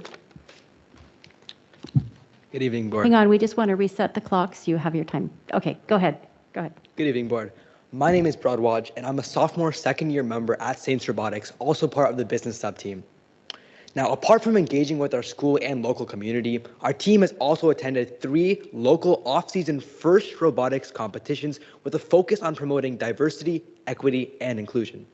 Our off-season record began by attending the Washington Girls' Generation competition at Tahoma High School, a competition dedicated to uplifting women and non-binary people in STEM. The week after, we attended Boardy Recharge at Chinook Middle School, a competition hosted by our ally, Sammamish High School. We had great success at the competition, being seeded first throughout most of the competition and being placed on the 5th seed alliance. And on the last week of October, we attended P&W Block Party at Henry M. Jackson High School. We made it to the playoffs and were placed on the 7th seed alliance. All in all 3 off-season competitions were a huge success and allowed us to give new members an invaluable experience. And besides just playing on the robot game, our team has also assumed the responsibility of managing the diversity, equity, and inclusion table at competitions. DEI is an aspect of our team that we shine a huge light on, speaking about it within our team and advocating for it at competitions. From advancing menstrual equity projects to ensuring a balanced demographic on our team, our work for DEI has already had a huge impact, and we hope to continue to expand on the work we do.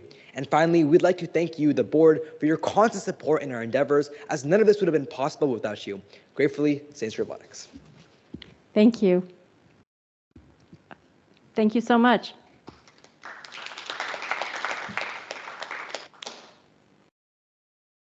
Joel Ingraham.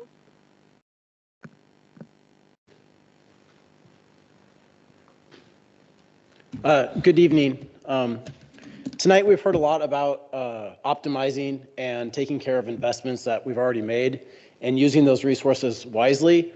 And another investment that the district has made is it's been investing in its teachers.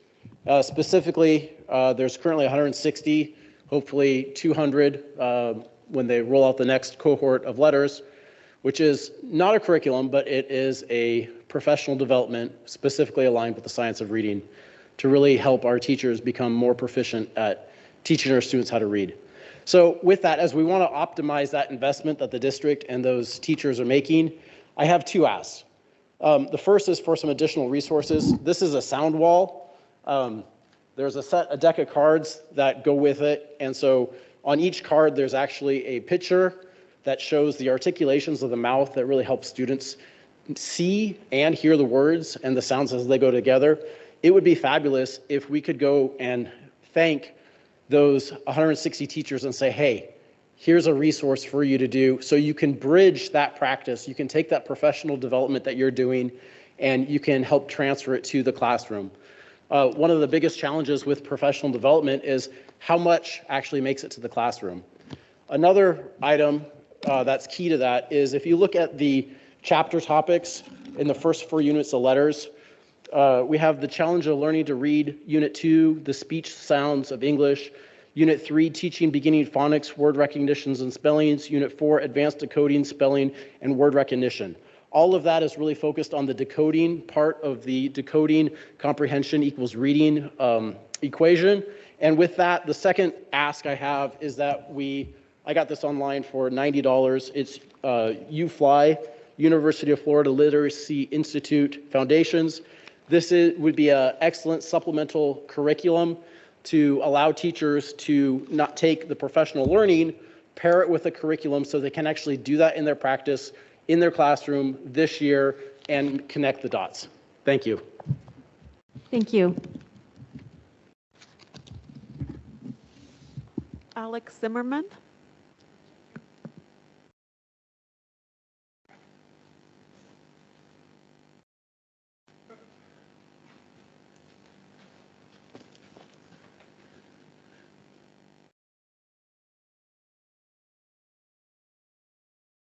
Okay, they will start the clock. Thank you. My name, Alex Zimmerman. I am president of Stand Up America. I come today for first time for one special reason. I'm candidate right now for Seattle Bellevue Council for 23. So for me, very interesting where it's going here. Before I speak in Seattle Public School for many years in every meeting, 2 months ago they trespassed me, because I helped chair a Nazi, a black Nazi. So I'm top educated. I teach before student in university. I don't know so black Nazi not exist. I know it exists white Nazi. Yeah, I know it exists yellow Nazi, but first time in my life. Yeah, so I'm sorry. Yeah, I come to you because situation right now absolutely critical. Is this exactly what is I want to talk to you right now? Seattle and King Country is epicenter of fascism. 85% people last election vote for Democrat. It's a unique situation, no knowledge in America. No one county have similar statistic. Why does this happen? And you a big problem because teacher, and I qualify you like a biggest Nazi democracy fascist division. You know what it means? You number one. First, because we work with government, because we have rules. No need go too far away. You all with mask, and all your employee with mask. Is this co-accident? No. Why you say it with mask when there's no limitation? No, it's totally confused me. This is exactly what is you doing. So I speak right now to everybody who listen to me in Bellevue. You know what it means. We need stopping this because teacher very dangerous group of people. What is brain as children. In this what is we have fascism right now everywhere in King Country, in Seattle. Is this very bad economically? Stand up, America. This is exactly what is we need doing. I see you next time. Can we have our next speaker, please? Is that Devin Cabanella? Next speaker, Devin, is online. Devin, I have clicked the button that will let you turn on your camera and microphone, so please do so.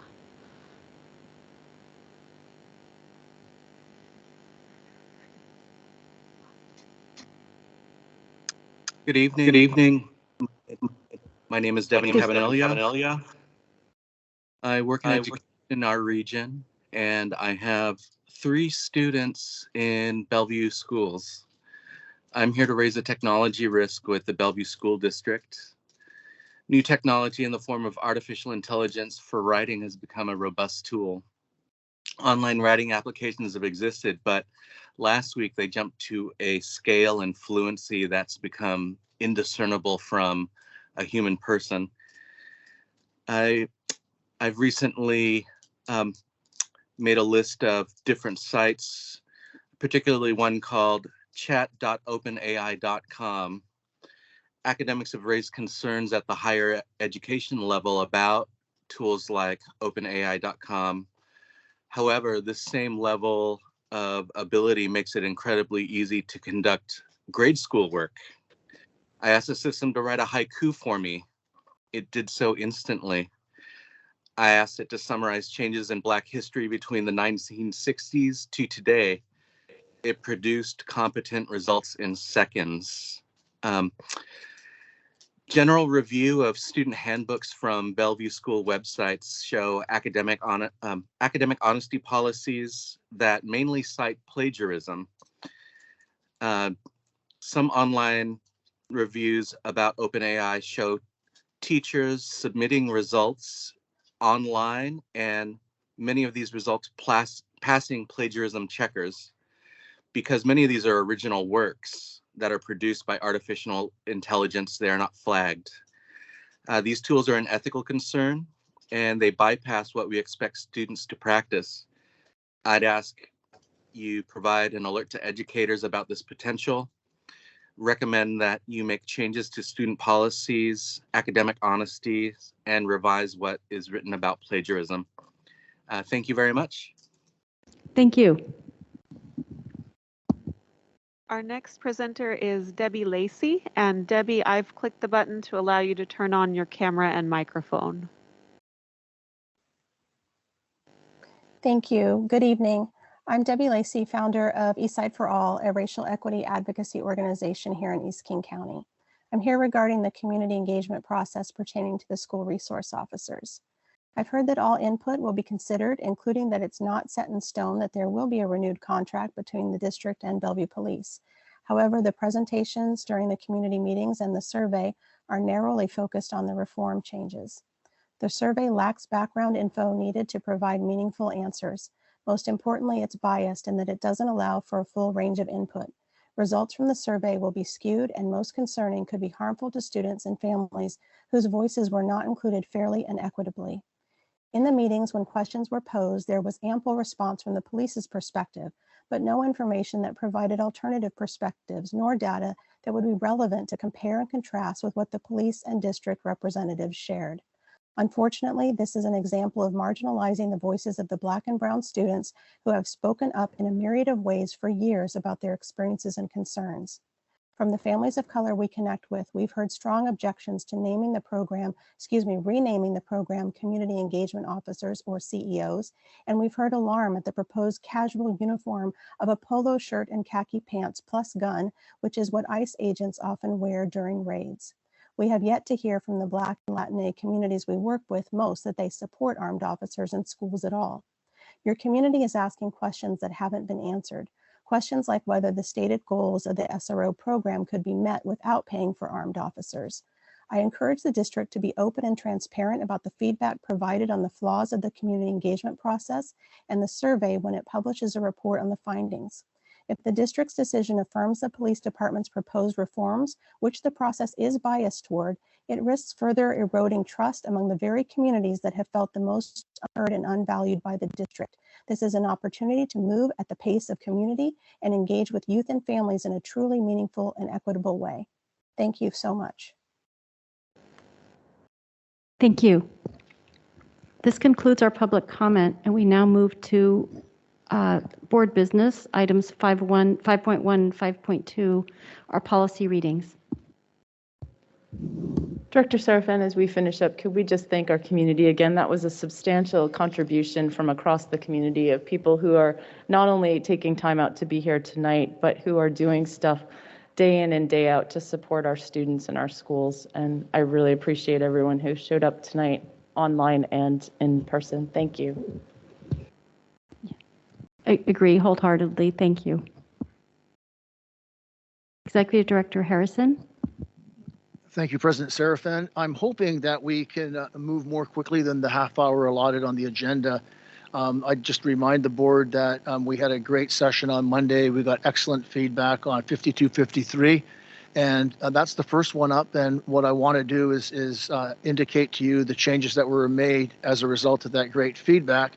And then I'll remind you that 5401, the second policy on the docket for recommended approval, there were no changes from first reading and no additional feedback on Monday afternoon. Can I have, may I ask Hannah or Jess to please project the document? Thank you. I was just going to do that. And you were talking about Tuesday when we had our session. Did I say Monday? I think you might have, but we're good. I meant Tuesday. Thank you. All right. If Jess, if you could just expand it so folks can see it really easily. Thank you. And Jess, that's the clean version. If you could display the marked up version, that would be fantastic.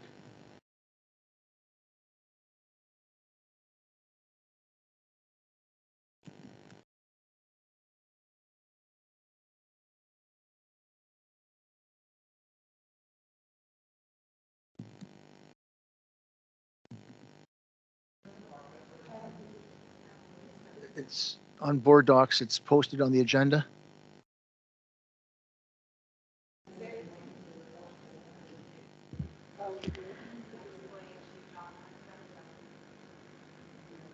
Okay. Well, we've got a few ways to go here. One is if we could use the clean version if. Yeah, why don't we do that for now? What's projected, and then things can additionally be emailed to board directors as they're also being projected. But as you said, we walked through this, but you did make some changes. Yeah, Okay. here we go. Can you please expand? Thank you. Great. Thank you, Jess. So in the first paragraph, this was an excellent piece of feedback from Tuesday. And the suggestion is the first paragraph stating the purpose of the policy was that it was not just about awareness. So what it was really about is the expectations related to maintaining professional boundaries. So that additional language and expectations related to maintaining professional boundaries is the new language in the first paragraph. And then the next place you see a change is in the 4th paragraph, beginning with employees and volunteers. And the additional language that I would draw your attention to is the last sentence, and it's a new sentence. And this was, again, a question that came up in director discussion around what happens if employees and volunteers are expected to report to their supervisor. What happens if the supervisor is the subject of the allegation or potential violation? So an additional sentence that says, if an employee or volunteer supervisor is the subject of a potential violation of this policy, the report should be made to the employee who has supervision of the individual who is the subject or of the concern or potential violation. And then 2 paragraphs down, towards the bottom of the document, there's a suggestion that the former second to last paragraph combined the expectations around the use of social media platforms and technology and corrective action in the event that there was a determination around an employee or a volunteer in terms of a violation of the policy. So that was a simple fix, just separated those two paragraphs. So the paragraph that says the board supports the use of technology and so on is the language is unchanged, but I moved the expectations for both employees and volunteers to the same paragraph and then separated out when the conduct is a potential violation. So you'll see that paragraph that starts with employees whose conduct violates this policy may face corrective action and so on. And then you will see with volunteers, that last sentence says volunteers whose conduct violates this policy may have their volunteer status. It used to say terminated, and there was an excellent suggestion that we should include the word restricted in addition in the event that the consequence is not termination but something other than that. And then finally, the last sentence was just a clarification and reordering of the order of the sentences to make it crystal clear that the procedures that accompany the policy include clear definitions of boundary invasions, protocols for reporting and investigating, and training requirements documented in the procedure. And that's it.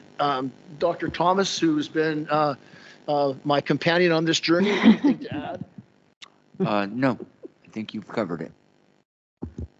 I see a comment from Director Chu. Yep. John, thanks so much. There's so many great changes that were made in here. There's one I do want to ask if we could make one further change to. And I read the yellow in the middle where it talks about if an employer or volunteer supervisor is the subject, so on and so forth. That particular line is exceptionally prescriptive to put in policy.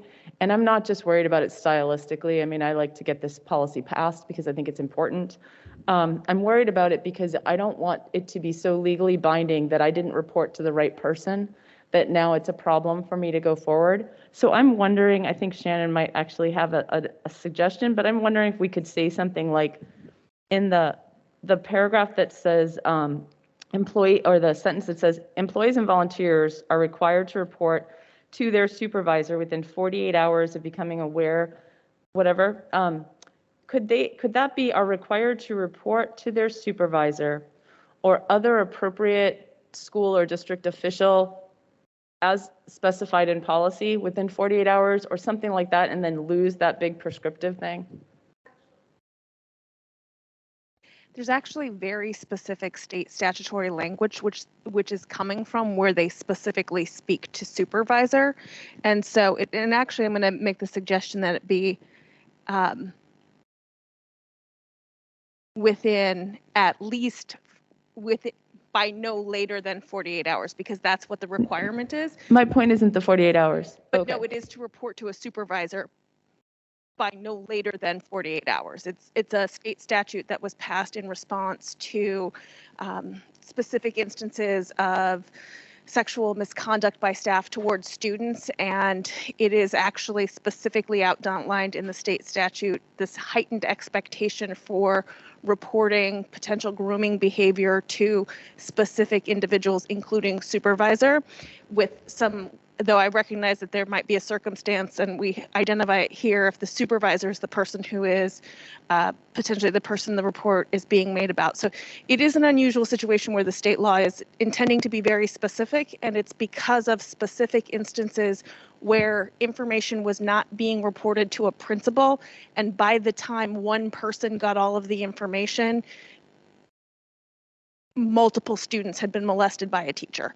And so that's why they're really trying to drive it to a specific person to consolidate the information in one person, so that person has enough of a picture to determine if what John saw, what Jeff saw, what I saw is an indication of something that needs to be reported to law enforcement or CPS within that 48-hour window. So it really is intended to be supervisor for a very specific purpose. You said a supervisor, this says their supervisor. Are you saying the state law is actually their supervisor?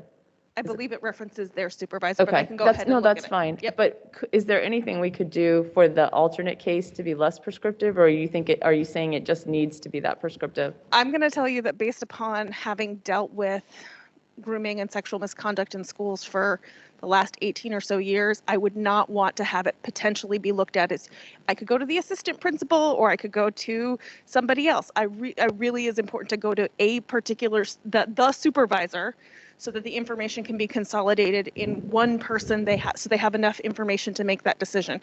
It's really been identified as the standard of care in Washington as it relates to training around preventing educator sexual misconduct.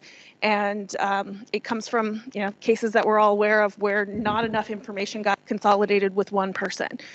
It is generally speaking that the supervisor is going to be the principal, but there was also an intention to make sure that if, for example, our transportation staff saw something of concern, they could report it to their supervisor, which isn't something that we have had happen, is our transportation staff have seen grooming behavior, reported it to Don Dixon, and it's been addressed that way. So then, Shannon, let me ask you a further question, which is, let's say I'm a volunteer and I'm working at something at a school event on a Friday afternoon, and I see something untoward being done by the person who supervises me as a volunteer. I do or don't know who their supervisor is. They're not at school right now. It's Friday afternoon. You've asked me to report this within 48 hours. Are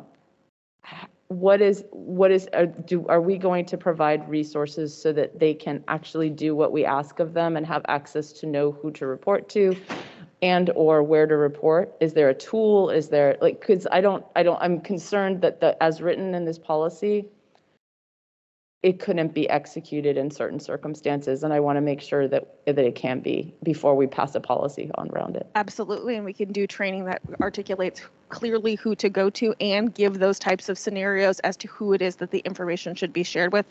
I've probably trained about 2,000 volunteers on policies like this over the years, and generally speaking, in those circumstances when the supervisor is not there, we identify the administrator on site in charge of the event, because we always have an administrator on site in charge of events that are school sponsored events or activities.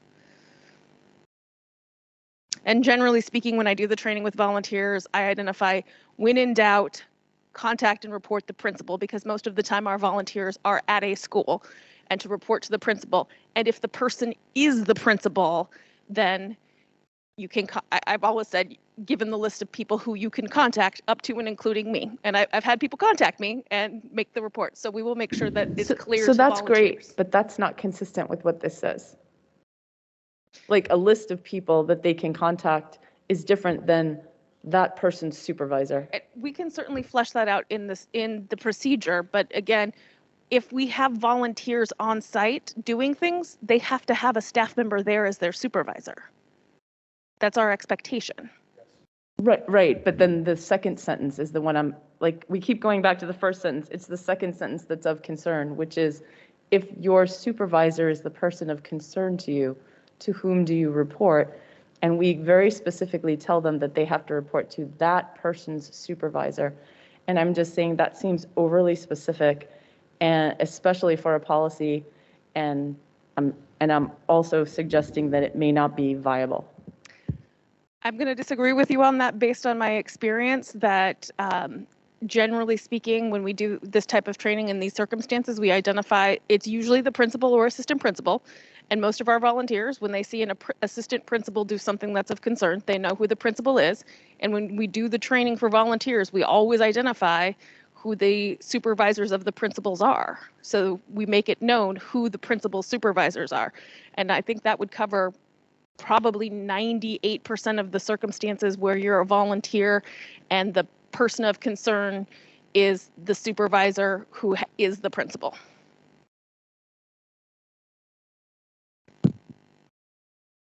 Hey, I will call on you, but I know Director Shui's hand had electronically gone up a little while ago, so let me ask her to go and then Director RS. Thank you. I agree with everything that Director Chu said because we've got one sentence that's very prescriptive that says that they are required to report to their supervisor, which you've now said is mandated by the statute.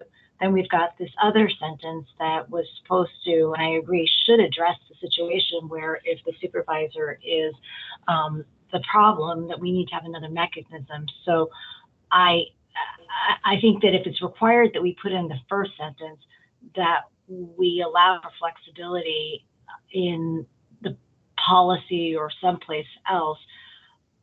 So I just wanted to say I echo and agree with what Director Chu observes about this section and the proposed revisions. I want to also ask, because it's ambiguous, when we say they're required to report to their supervisor, emphasis on the their, you said that that's in order to consolidate all of the feedback to one person, which suggests that it is the supervisor of the, person who's alleged to have engaged in misconduct, which is different from what I initially thought this meant, which is the supervisor of the employee or volunteer. So which supervisor is it?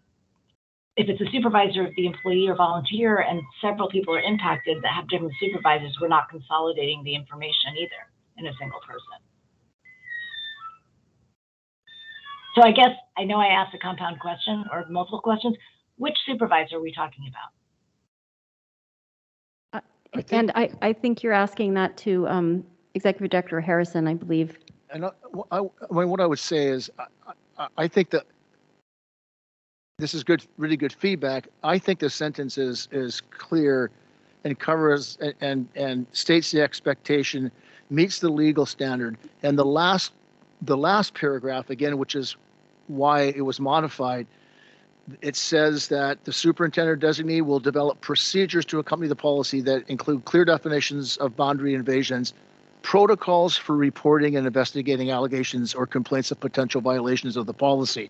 So the specificity that describes who to report to can be, and that's the plan, to include that in procedure. In the procedure, sorry, I misspoke earlier when I said policy, I meant procedure. But if you move up again, my question specifically is when we say their supervisor, because this is the proposed policy, that's ambiguous enough that I don't even know, and I still don't have an answer to whose supervisor. Is it the supervisor of the employee / volunteer, or is it the supervisor of the person who's alleged to have engaged in misconduct? Because if we don't even know the answer to that now, certainly there's going to be a lot of confusion and ambiguity later. I can clarify that their supervisor would refer to either a volunteer or an employee. It doesn't distinguish the difference. And I think part of what might help clarify is we're using supervision in this policy as a very finite human resources term for an employee who has responsibility for the direction of other employees. So when you really look at technical requirement of this, a volunteer will ultimately still be under the supervision of somebody who's designated as a supervisor. So I think for that, it really is. I think she's trying to interrupt you because I don't think that's the distinction she was trying to make. The distinction was, is it the supervisor of the volunteer or employee who's reporting, or is it the supervisor of the person whom they observe going against policy? Right, Is that correct, but that's Joyce? what I'm trying to distinguish the difference. I'm a volunteer and I'm working with a teacher. The teacher is still not the technical supervisor. The administrator would be the technical supervisor, because we do not give that authority to the teacher to fulfill that role. I think what I'm hearing is that the answer is that it's the supervisor of the employee / volunteer. And if that's the case, then that's different from what General Counsel McMenemy said was the legislative intent, to concentrate it all the information into one person, because each employee or volunteer may be under the supervision of a different person. No. No, I'm an administrator. I could be supervising 50 people. I hope, just for context, this state law and policies and procedures that have this language, while the language has been specific to certificated school staff, have been consistent since 2017. And I've never experienced in any of the school districts I've worked for, with, in, against, where there was ever a question about who do I report this to. The bigger questions are around the topic of, is this something that I should report? And so I've always given the training in this with, when in doubt, report it to the building principal, or if you're participating at an event where there's not a, where if you're in a context, if you're in the transportation context, you report it to your supervisor, things like that. So I think at the end of the day, these reports, generally speaking, come to building administrators, principals and assistant principals, except in the circumstance when the complaint is about the principal, and then they come to the principal's supervisor. However, if we used language like that, it would make it confusing when you're talking about circumstances where you're reporting it to a different type of supervisor, including, for example, if it was an employee of Mr. Thomas's and you had concerns about their interactions with students, and you're reporting it to the superintendent as the supervisor. So or to Mr. Thomas in this circumstance. So I just want to say, I know that when talking about the policy, I completely understand the intention to make it clear and transparent to individuals, but I've never seen a circumstance in all of these years where this language has been confusing in the context of its application. And if the answer is to identify principal, assistant, building administrator, or in absence of, we can certainly modify it that way. But I think the intention of supervisor is intended to encompass all of the individuals who may be in the supervisory context, which in certain events might not be the building principal, though most of the time it's going to be the building principal or assistant principal. So when I look at the red line, go ahead, Director Chu. No, go ahead. If you offer a red line, I'll let you finish the statement, but I want to get to Director Aris too. So you. Yeah, we had something that says we'll discuss issues with their building administrator or supervisor. And so it was broader, and then we've now limited it to their supervisor, which is still a little unclear to me, although I'm inferring that we're talking about the supervisor of the employee / volunteer. And I also heard General Counsel McMenemy say that it was statutorily required to say their supervisor. So I'm confused. Are we changing their building administrator supervisor to their supervisor because statute has limited it? No, I was speaking to the overall statutory language about the requirements associated with reporting and why it is specific to the types of individuals who it's supposed to be reported to.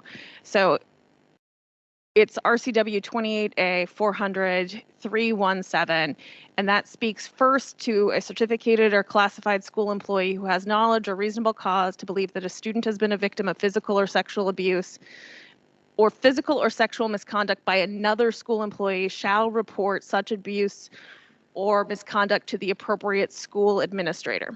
The phrase So that the phrase school administrator has become confusing in its application and in the sense of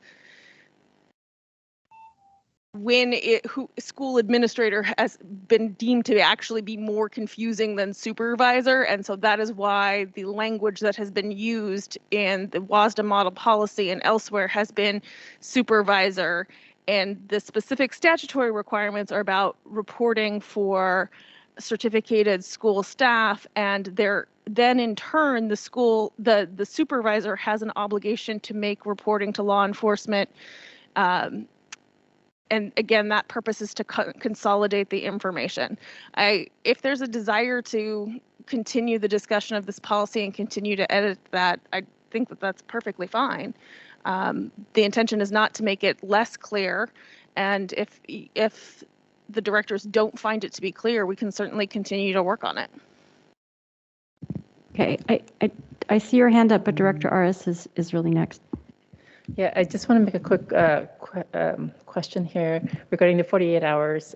Given the light of these example, Director Chu mentioned about, an event maybe happening on Friday afternoon. Is 48 hours work hours or weekday hours, or just 48? For certificated staff, so our teachers, our principals, our assistant principals, our educational staff associates, 48 hours is their mandatory reporting obligation, and it is as soon as possible, but at least 48 hours.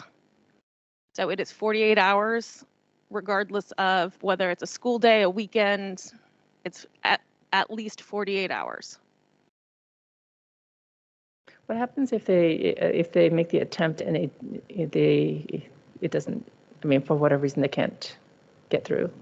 Well, having made CPS reports 3 times in the last month, I don't know. I've never had that circumstance. Most of the time, Washington State has, you may have to sit on hold for a while, but there is typically the CPS has a 24-hour line divided by geographic region.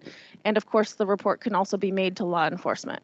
I guess I'm more thinking of from the line of if a volunteer is to bring the situation to the supervisor who is a school employee and can't get hold of the school employee. It's one thing to, you could jump that and go directly to CPS, but from my understanding and the logic of the policy, if it's a volunteer, the volunteer is to provide the information to the school administrator. And if you can't get hold of a school administrator, then what? Well, I would say that you can email our administrators 24 hours a day. And I would encourage folks there are lots of ways in which you can notify somebody. You can tell them in person, you can tell them in writing, you can leave them a message. There are lots of different methods to communicate that. And I would, and then in turn, it starts the 48 hours for the principal or assistant principal as a mandatory reporter to get that information. Again, when I give this training, and this is something we flesh out more in the policies, is when in doubt, if you reach that circumstance where you cannot find somebody, you go ahead and report it yourself if you believe it's something that needs to be reported to law enforcement or CPS, even if you're not a mandatory reporter and you don't have to do it. You go ahead and do it. Our hope for this always is that when our certificated staff in particular come to their supervisor or come to the supervisor to report these things and they talk through it and they decide it's something that requires a mandatory report, they make that call together so that the administrator hears the information and also so that CPS or law enforcement can speak directly to the person who has the information. But it's going to take the administrator contacting Assistant Superintendent Thomas, Dr. Jarvis, deputy superintendents to, for example, put somebody on administrative leave, to start our own internal process of addressing concerns. So that's one of the reasons why it's important to have that supervisor involved, not only to do the statutory compliance of reporting, but also to start the process of keeping kids safe in the way that we do when we get these types of reports. Thank you. Okay, I'm going I to, will say, I can give an example of, we had a circumstance where somebody made a report on the Friday before spring break, and it was handled and without a concern in that circumstance, recognizing that it was spring break, it was still handled timely and appropriately. okay, Director Watson. Well, I'll say I appreciate this discussion as we're trying to make things stronger and make our wording correct, and we benefit from that. But I will say that as a person who volunteered for many years in the district and went through the old Vibes volunteer training and everything, I feel like when I read this, I would know that if I'm chaperoning a dance or something on a Friday night and I see something, I have to shoot an email to the principal saying, I saw something I need to report within 48 hours to you. Here's my phone number. And if they don't call me back, I guess I could put it in writing. But I think I understand that. And then supposedly at the training, it will tell me about executive directors, which is not something I knew when I was an elementary volunteer. And I would have that information. I'd be able to do it, I feel, based on this. I think reading this, I understand that. So I see a hand up. I think it's Director Chu's. I've not spoken yet, so I would like to say one thing. It does feel like the language, I understand the sort of points made. It feels like what I would call practical risk of that being the primary concern seems relatively low, but my main concern is just if that is the general statutory language or preferred language, I'd be inclined to defer to it and put the specific details in procedure. Having said that, I think if this is a really important area for board directors, I would ask if Executive Director Harrison, if we have margin to do this, to revisit this in January, we could, and so that people get to the place where they're comfortable. But so I asked that question, but I guess what I would just say is I tend to want to take the language that most everyone else in the state is using on this, especially if you're saying that it's generally not been a point of confusion. And maybe use procedure to spell out all the any nuances. But if we're behind and we have to pass this tonight, then tell me. I mean, my recommendation is that that it be adopted as recommended. We address the specificity in the procedure and trainings that we provide to employees and volunteers. To your question, though, the sense of urgency about it being passed tonight, if it was adopted, and as revised in January, it would not be the end of the world. That's entirely possible. Okay, Director Chu.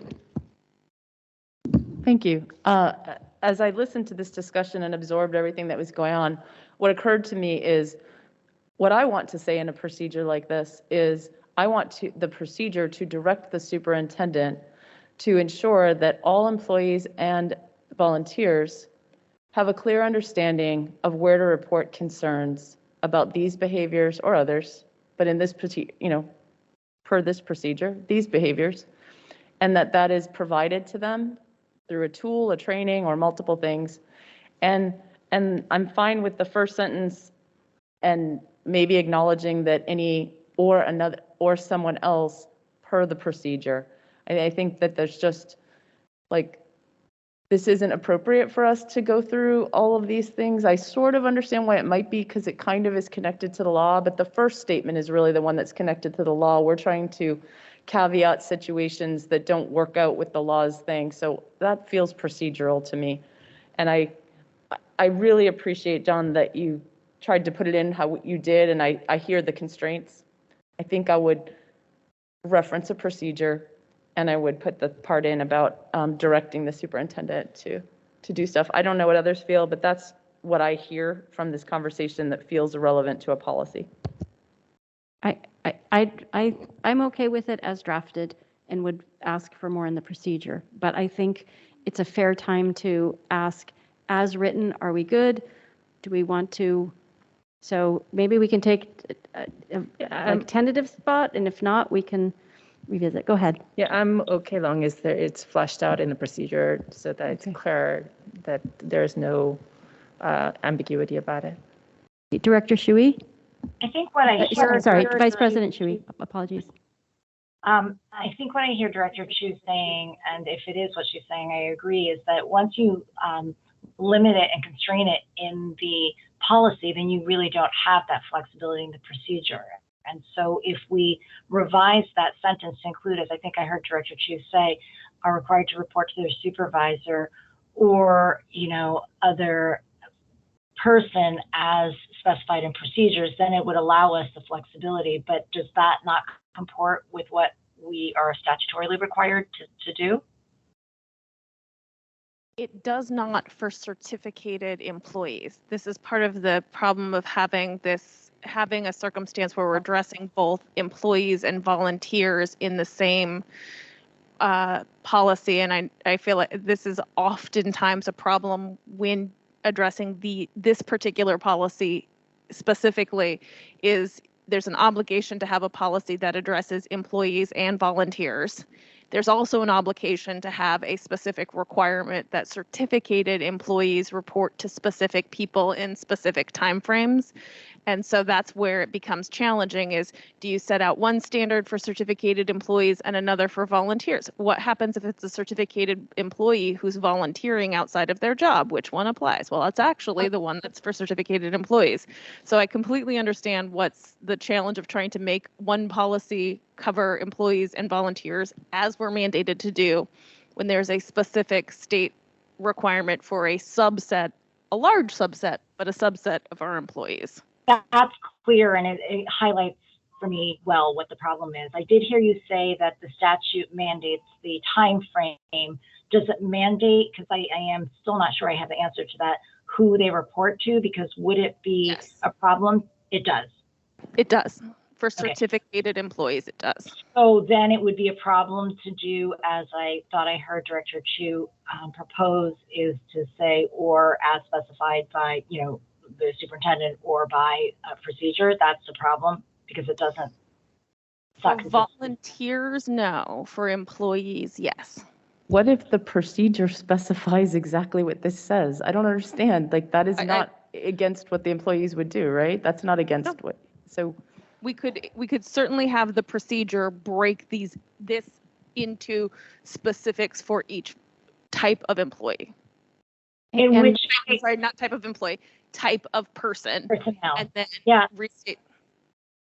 In which case, if this one said supervisor or as specified within the bounds of the law in the procedure, and then in the procedure say that the employees need to report it to a supervisor and the volunteers can report it to any person on the list provided by the superintendent, that would work? I would just say that the only issue is every policy we have always lists at the bottom the relevant procedure. If we start to create I will say a precedent where we say or as specified in the procedure, I do wonder if then the negative inference is you don't really have to, you only consult the procedure when it's called out. So for additional details, it is always understood that if you need to know how to implement something, you look in the procedure. The problem I have with it here is the procedure I don't believe can go against this. So if it says that you must report it to the supervisor, the procedure doesn't have the authority to say, but we don't really mean that. We say that the volunteers can report it to somebody else. Okay, I believe we've had pretty robust discussion on this. I'd be inclined to go ahead and just take a vote on this. Yes. If there's anybody who's not comfortable with that, I'm willing to carry it over. Otherwise, I would say we go ahead and take a vote now. Director Chu? you asked if anyone would prefer to carry it over. I'm raising my hand. Okay. What, Director Shuey? You also I would prefer to carry it over. Yeah. So I don't know which is the vote is on. If the vote is on the yeah, policy, I mean, carrying it over. I'd also volunteer to be available to discuss with Mr. Harrison and our attorney offline as needed, if that would be helpful. I really don't think this is terribly complicated. I actually think it's quite simple. A suggestion could be that you just make an email comment, make an email proposal for red line to the executive director, and perhaps this can be resolved before our next pre-board planning meeting, but that's for all of you to sort out. So let's move to the next policy. That's totally fine. Thank you very much. Great conversation. The next policy is 5401. This is a second reading and recommended adoption of the proposed revisions to 5401, which is general leave and attendance incentive programs. And as I said at the outset, there have been no changes since you first saw this at first reading. So happy to answer any questions. And if there are none, if there's no further comment, would recommend adoption of 5401 as revised and presented. Okay, I'm going to make a motion that we adopt it as revised and presented in light of the fact that it's been the same, I think, at first, second readings. Okay, wonderful. Is there any discussion? Seeing none, I'm going to go ahead and take a vote. All those in favor of adopting policy 5401 as revised and presented here, say aye. Aye. Aye. Aye. Okay, the motion carries 5-0. Thank you very much. Policy passes. Thank you. Okay. All right, we move now to item 6, which is director discussion.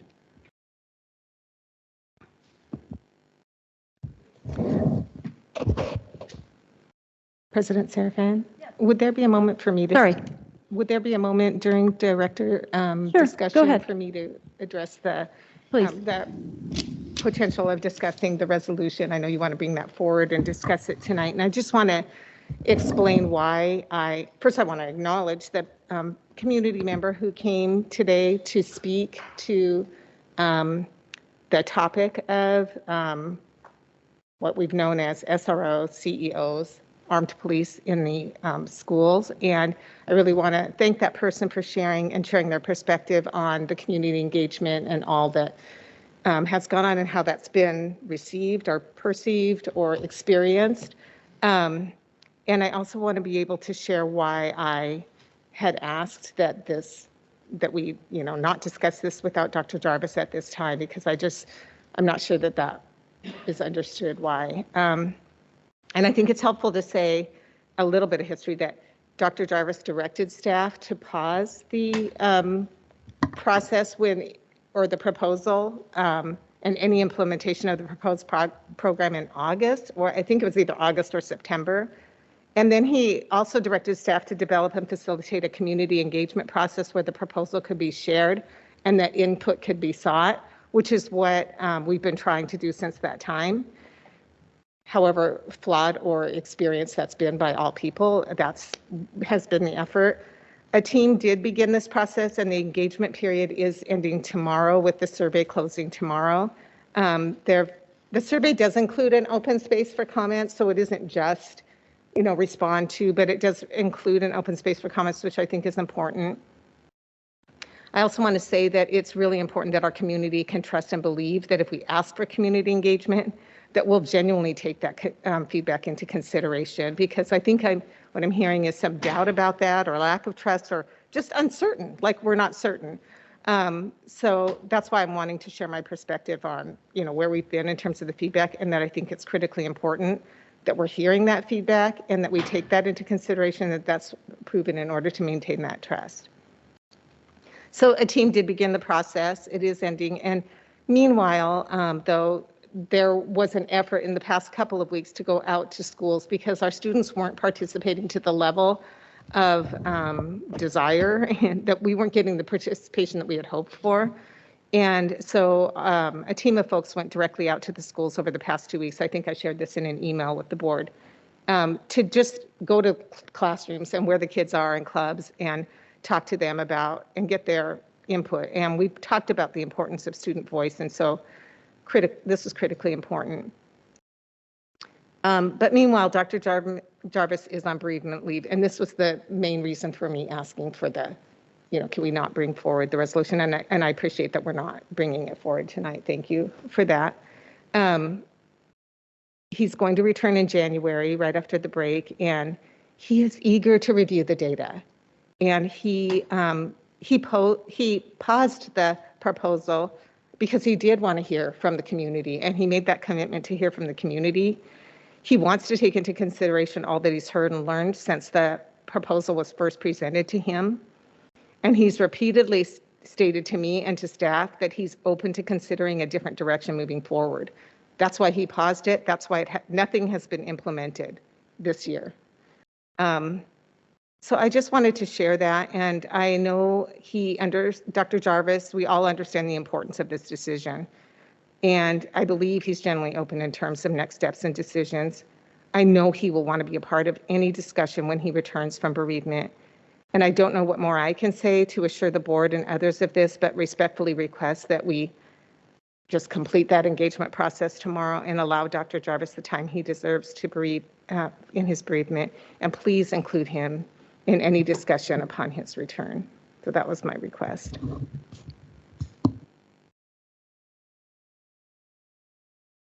So Directors Aris and Chu, why don't you use or start the director discussion? It seems like it's already been started. So I will bring up something that I think is really important. The point that I'd like to raise first is that there has been a view for well over a decade in this district that communication from the board is bad. When communication from the board happens, it's an indication that the district isn't doing enough or isn't doing the right thing. And there's a discouraging thing that happens that when something really important in our community is going on, the board is asked to be quiet while it gets sorted out. And this consistently allows for the creation of narratives that are incorrect in our community. It also ends up pitting people against one another, whether it's board directors or board and staff or board and parents or parents and staff, and it's unnecessary. Communication is complementary. It's not something to be feared. It's really, really important. The board's silence on many issues has caused great consternation in our community. The board has held many, many listening sessions, and our community participates over and over and over and over again. And they often feel like they're telling the same story for years on end, and they don't feel heard. We are in a time of mental health crisis across our community for a whole variety of reasons. Many things add to these stresses, whether it's pandemic changes that people need to go through, whether it's being fearful of having the right academic background that they need or being caught up in school, whether it's the social connections or the social behaviors, whether it's fear of school shootings or acts of violence, whether it's suicide. We are in a crisis. During a crisis, it's important that people feel heard. Right now, our community has let us know that while they appreciate some of the things going on, they don't quite feel all the way heard. For this reason, I felt that the board, as a leader in our school community, should take an opportunity to communicate. I am well aware of our superintendent's situation at this time and deeply sympathetic to it. I am also deeply sympathetic to all of the students and families out there who are feeling stressed to the max over having communicated something that they're afraid of, that it is hanging over them, they don't feel heard, and they feel like it's going to come right back to them as soon as the new year is in place. They don't know where things are at. They deserve our leadership and our active communication. It is not about the adults. It is about the students. And it would be good for all of us to take a minute to remember that and think about what it looks like. There are a few things that have come up, not just with respect to student well-being and school safety and the SRO program, but also today in our conversation with legislators One of our legislators is actually sponsoring a bill right now about gun safety. Having a resolution that loudly speaks in that category of space to help that forward and to help many of the social emotional supports that our legislators are trying to promote would be yet another good reason for the board to speak. So I'm going to share with you the purposes that I had when I decided, when I agreed to work with Director Aris to try to construct a resolution that I had hoped to bring to us for discussion tonight. These are the purposes that drove me to this work. First, I wanted to clearly state for our community the board's commitment to safety and well-being, and to acknowledge the breadth and interrelatedness of all the relevant factors involved in well-being and safety, and bring them together. I wanted to highlight the ongoing work of our district that demonstrates and advances this commitment.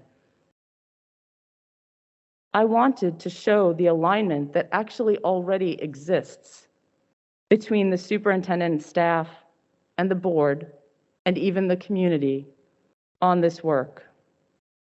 And I wanted to deeply acknowledge the feedback, the concerns, and the input of our stakeholders. And I wanted to be able to clarify our shared commitment to consider and apply that feedback. This is not about one person. This is about a crisis that's gaining momentum and that is continuing to add to the burden that many of our students, particularly those who are already carrying disproportionate burdens, are carrying every day. So the things that we had covered in this that I would like us to consider, and I am happy to consider doing in cooperation with our staff at the beginning of January, but I do want to say these things tonight. So there are a number of things that we think are in place about us being committed and recognizing that we need to support whole persons to learn and grow, social emotional learning, all of our commitments there. I can go through the things that we have committed to and the things that we know. We know about building safety and security. We know about staff well-being and how important it is, and we're committed to it. We have programs we're running for it. We know that students' sense of safety and well-being is actually impacted by how they experience our programs. We know that overall youth depression, suicide risks, and suicide rates in 2021 increased. We know that our state and federal governments don't give us ample funding, 5.6 million. We put in another 20.5. Since 1970, there have been more than 1,900 school shootings. Over 1,700 people injured, 637 have died. In 2020, guns became the leading cause of death among children. We also know that strong relationships with first responder organizations are really important. That police officers and emergency responders are critical partners. We know that there are a breadth of options to develop strong relationships, facility and personnel familiarity, effective communications channels at multiple levels, productive resource sharing, and educational opportunities among first responder agencies and schools. We know the Bellevue Police Department has a sub 3-minute response time to our community calls, including our schools. We know that on-site persistent armed police presence hasn't been shown to reduce risks to students, and in some cases, it's been shown to increase risks. We know that on-site persistent armed police presence negatively impacts the learning environment and mental health for some students, particularly students who are often marginalized in schools in general and in our district specifically. We know that students and families have provided input about these experiences around mental health, around safety, around SROs. We know our district has conducted multiple rounds of stakeholder work groups, surveys, listening sessions, and they have sought input and experiences. We know that our district created and implemented an equity and accountability policy, and we know that our superintendent and his team are re-examining the proposed SRO CEO program to further account for stakeholder impact and input. We know all these things are true. So I think there are some things that we can consider committing to as a board. And Director Arce and I came up together with this list, and things that we think we can commit to are our policy, making sure that we get our policy on social emotional health done in 2023. That we continue to support investments in social emotional learning at all grade levels. That we continue to support investments in counselors and mental health screening and resources accessible at all schools. That we continue to support partnerships that provide physical and mental health supports accessible to students and families. There's lots more words here, I'm just trying to get you the ideas. That we advocate for ample state funding for counselors, psychologists, nurses, and health supports. That we support district investments in staff well-being and the creation and maintenance of healthy work environments. That we continue to fund and support design and construction of facilities that account for maximizing physical safety. That we advocate at the state and federal levels for gun safety, eliminating high-capacity magazines, banning assault weapons, keeping weapons off school campuses, and safe storage of firearms, which we have said in the past. And ample funding to design, build, and maintain facilities that are safe. We should enforce the application of our critical criteria, not just identifying issues, but engaging stakeholders, applying mitigations, monitoring, and applying those to what we do. We should support our superintendent and staff to establish and maintain and evolve strong, productive relationships with local first responder agencies. And we should support the superintendent's plan to aggregate and process stakeholder feedback and consequently re-examine the SRO program. And I think we should do so in a way that clearly identifies the most important goals of the program, that determines what the best means of accomplishing those goals may be, including whether some or all of those goals may be better accomplished by applying resources to a different program. That includes a documented critical criteria review, of course, and that weighs the goals and costs of the program within the context of other programming and needs, and that ensures that the district continues to invest in some appropriate formal mechanisms that may or may not be different from an SRO program for establishing, maintaining, and evolving strong working relationships with emergency response, and that we commit to regular dialogues with our superintendent regarding the safety and well-being of our students and staff, the effectiveness of and needs of the programs designed to support it, and engage with our community over that. These are things that I thought that we could talk about, not as a way to be combative or unappreciative, but actually in a way that brings us together to align the work that we're all working hard to do. And that helps us be on the same page and helps our community feel heard, and that codifies our commitments. And that's why Director Arce and I gave time to pull this together for a discussion. And I am deeply sad that that discussion turned into the feelings of worry about whether or not now is the time. Because all I hear from our community is, when is the time? If it isn't today, when is the time? And that is constantly coming forth. So we're not going to present this to try to finalize when our superintendent isn't here to have a discussion about it, to give his inputs. But I thought it would be a good board conversation. And I talked to Jane and we worked on it together, and she also thought it would be a good board conversation. And I'm so sad right now about the way that my request at the beginning of this meeting was received, about the way that I was treated for making it, about the lack of cooperation, about the fact that it was more valuable to have 10 minutes lecturing me about the inappropriateness of the way that I brought this about than to just give us to discuss something of substance. I'm just deeply, deeply sad. And this wasn't a surprise out of nowhere. We mentioned it on Monday, or Tuesday, sorry, we mentioned it at our Tuesday prep meeting. And we've mentioned it in the past as well. So that is what I wanted to put out for us to have a discussion about. Jane, do you want to add anything to that? I think you did a pretty good job of covering everything there.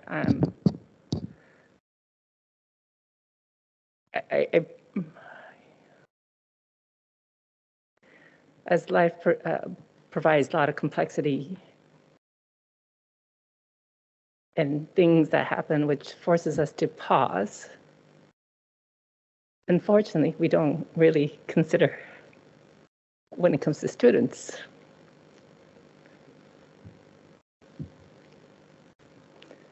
The impact of our decisions, of lack of willing to discuss how that holds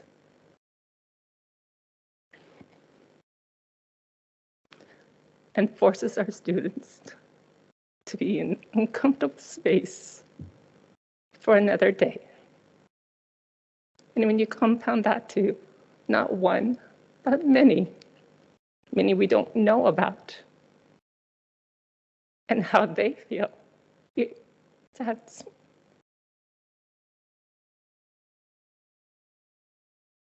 is not just about SROs. This was about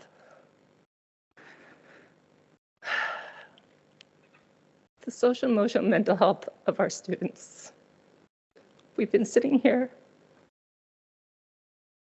I've been sitting here for now over a year, and I've heard many of our students eloquently come forward and say, help.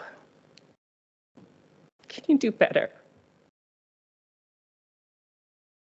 So here we are trying to create a resolution to say, hey, we got to do better. This is about how do we proactively do things better for our student. I hear, I understand, and I sympathize. And believe me, I very, very much sympathize with our community members, with our superintendent, and the struggles he is experiencing. But my job here is also to make sure that I lift and create space for our students and their needs, and to create safe space for all of our students. And hence why I asked to do this resolution. And hence why we asked to have the discussion now, so we could get this moving, so we could have one less day, one less hour, one less moment where our students have to struggle, so they could actually thrive. That's it. Okay, I think I'm going to, Deputy Superintendent DeVito, did you want to say something or not? Because if not. Well, I will say that I do understand the importance of this, but I also feel like we do need to provide an opportunity for Dr. Jarvis to participate. Dr. Jarvis is grieving right now, and I understand this is about us working together, and yet nobody from the district has even had an opportunity to provide input. And so I just wonder about that piece personally. So I will just say, if the program wasn't paused, which it is, if there wasn't a survey still open, which it is, meaning if there was an action that was about to happen, I would completely understand why this discussion had to happen right now. I would like just to finish my sentence. So I understood, because when you asked on Tuesday, I said, if you want it for board business, share the resolution. We can't talk about it because 2 board directors had talked about, so go ahead and email it. Then we can share it, we can list it, and then we can see it, because I didn't know it was in the resolution. But you guys said it may not be ready yet, so we just want to talk about the fact there could be one. But I understand that in between that time, you talked to the 2 deputy superintendents at length, and they told you actually, most of what you want in your resolution is actually probably going to get announced in January. Can you just wait until the superintendent comes back? And then he can see the survey, hear about the feedback, and we could have the respect of the fact that he's in grieving until he returns. He's not even buried his wife yet. Could you just wait till he returns? So I could completely understand this needs to happen this second if the program, people were being told it's going to get started on January 3rd. I could understand if the survey wasn't still open, or if we were not about to take 2+ weeks of leave, of break. But in light of that, I do ask, like, this does seem like something that everything you basically read the resolution, this would be part of a discussion. We either, if it was so urgent, why not have had it in our pre-board planning session? We could have talked through it then. But there's not a way we're going to be able to, you could see already, we had 20 minutes for director discussion. We had other things we also had. And the survey is not even closed yet.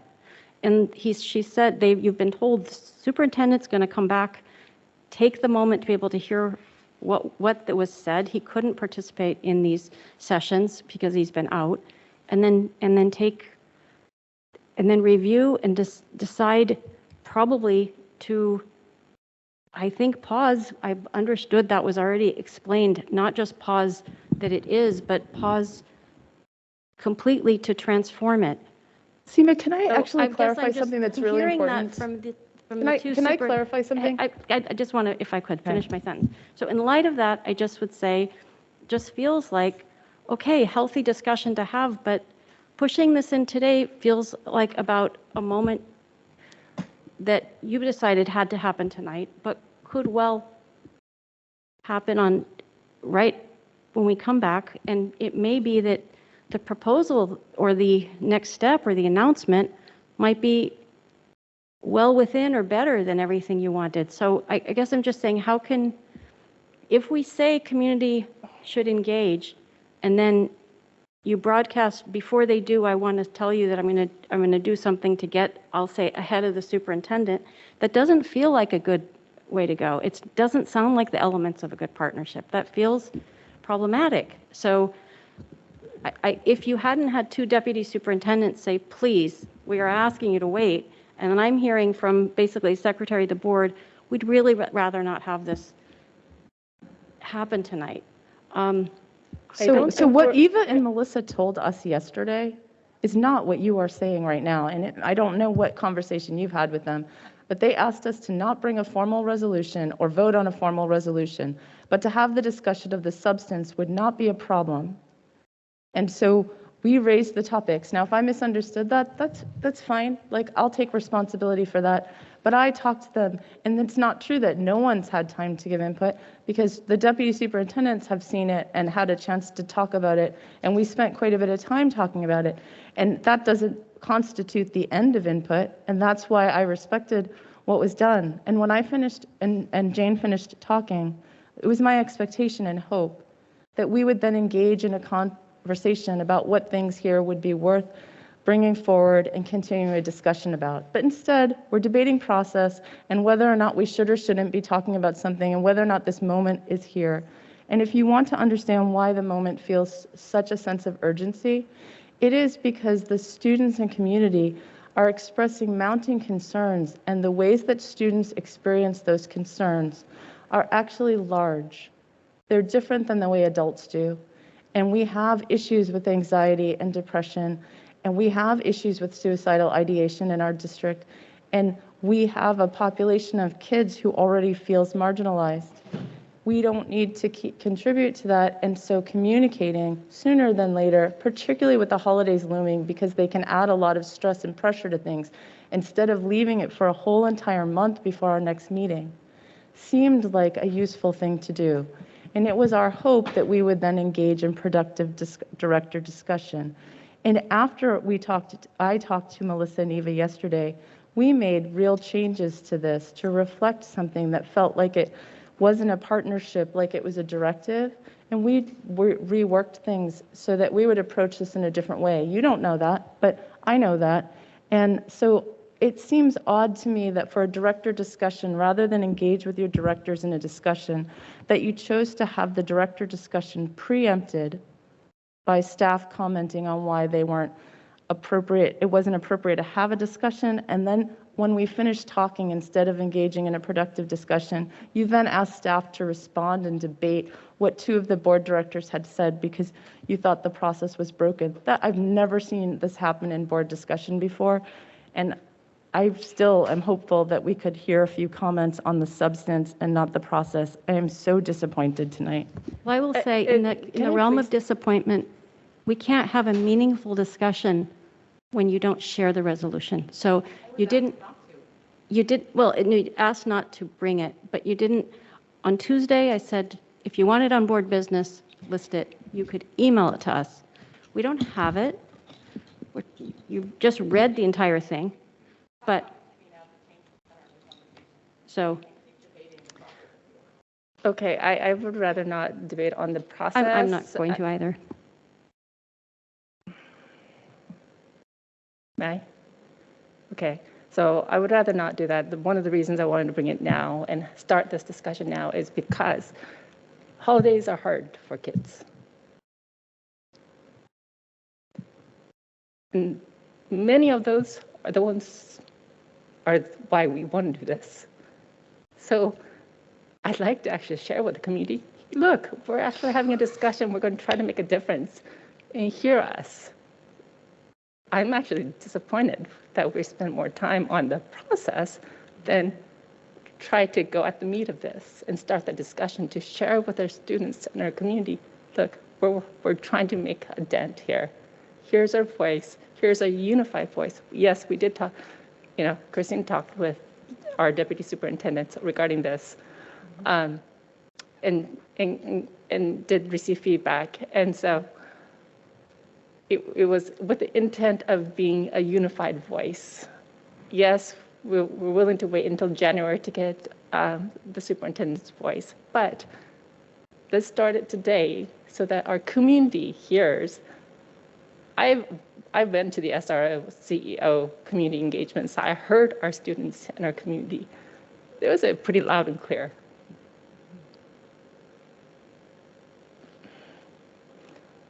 So as a response, yeah, part of that is that I want to make sure we respond to that in an appropriate time to our students.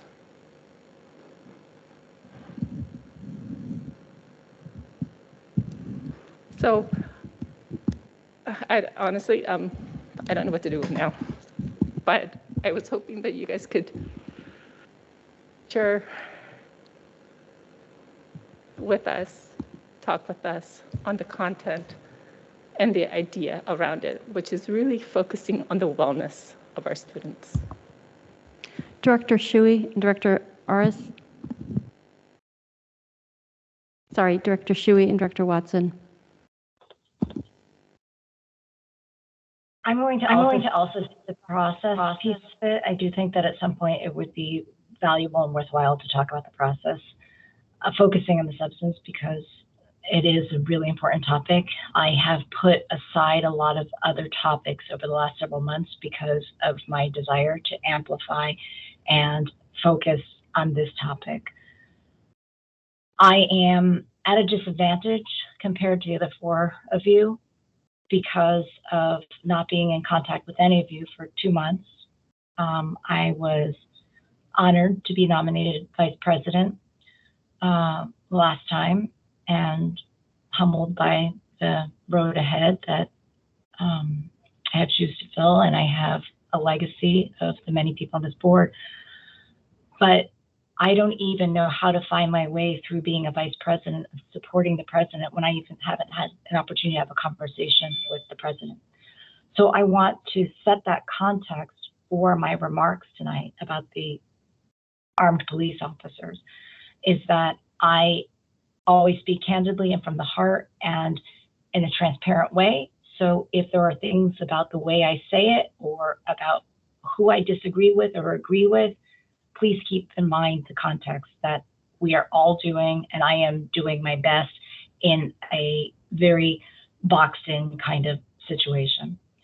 So bringing it back to the armed police officers, I'm going to urge all of us, the community and the staff, to again be transparent about what we're talking about. We're talking about armed police officers in the schools.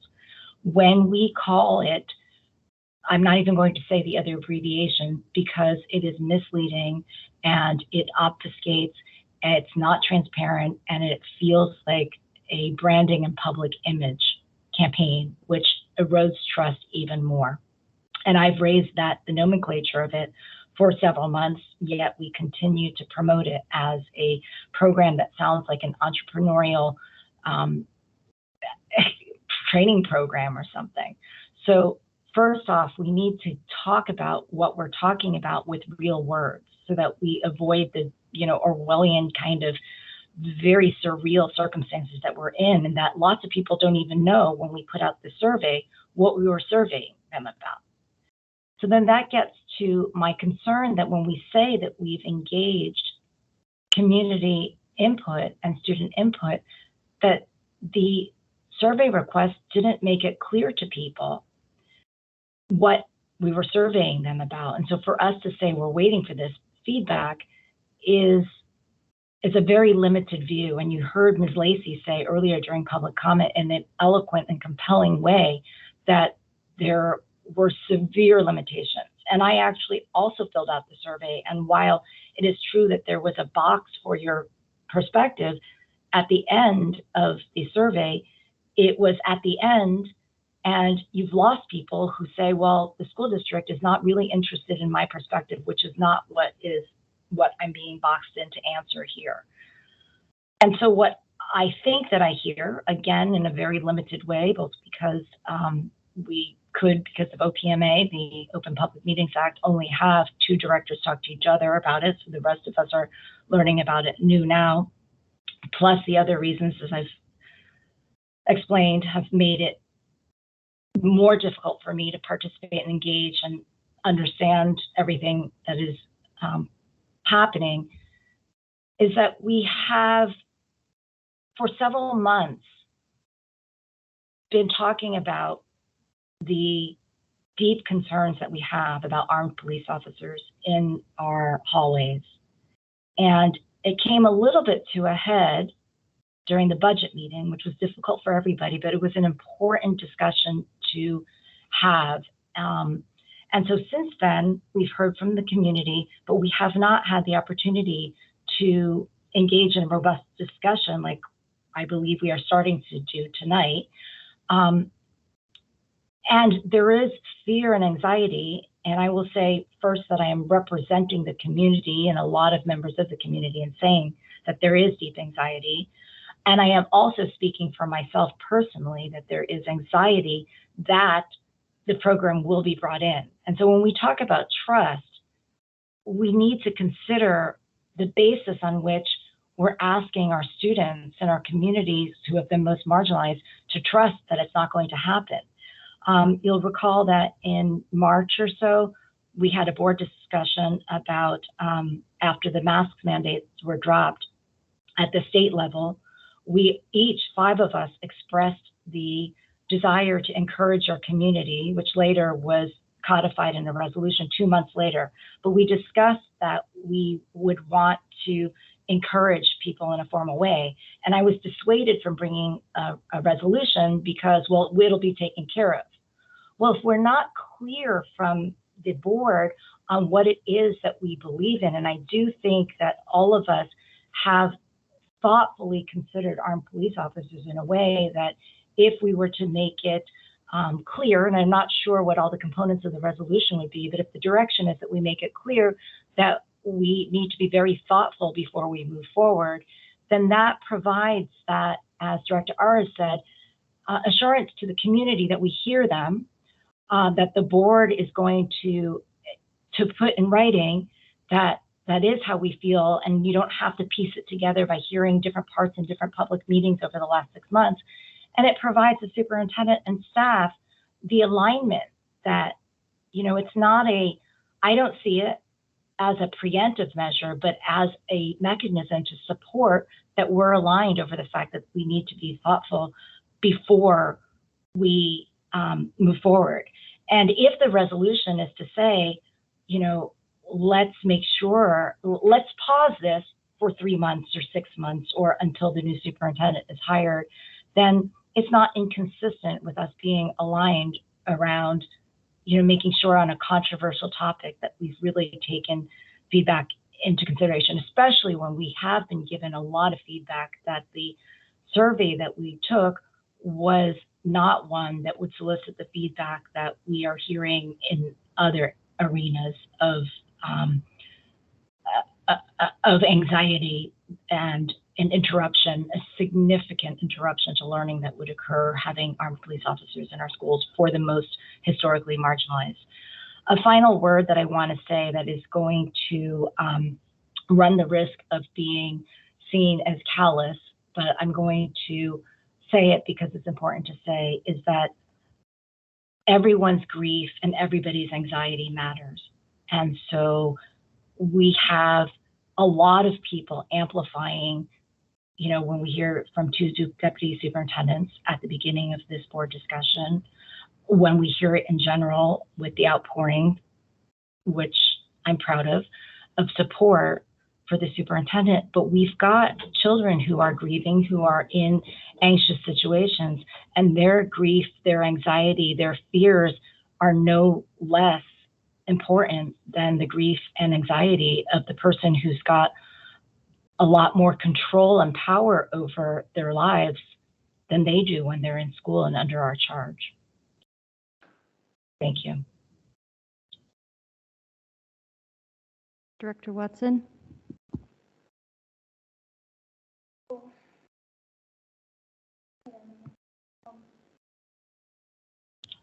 I'm sorry, I can't hear. Yeah, I'm not saying anything yet, that's why. Okay, right. Yeah, I just keep thinking,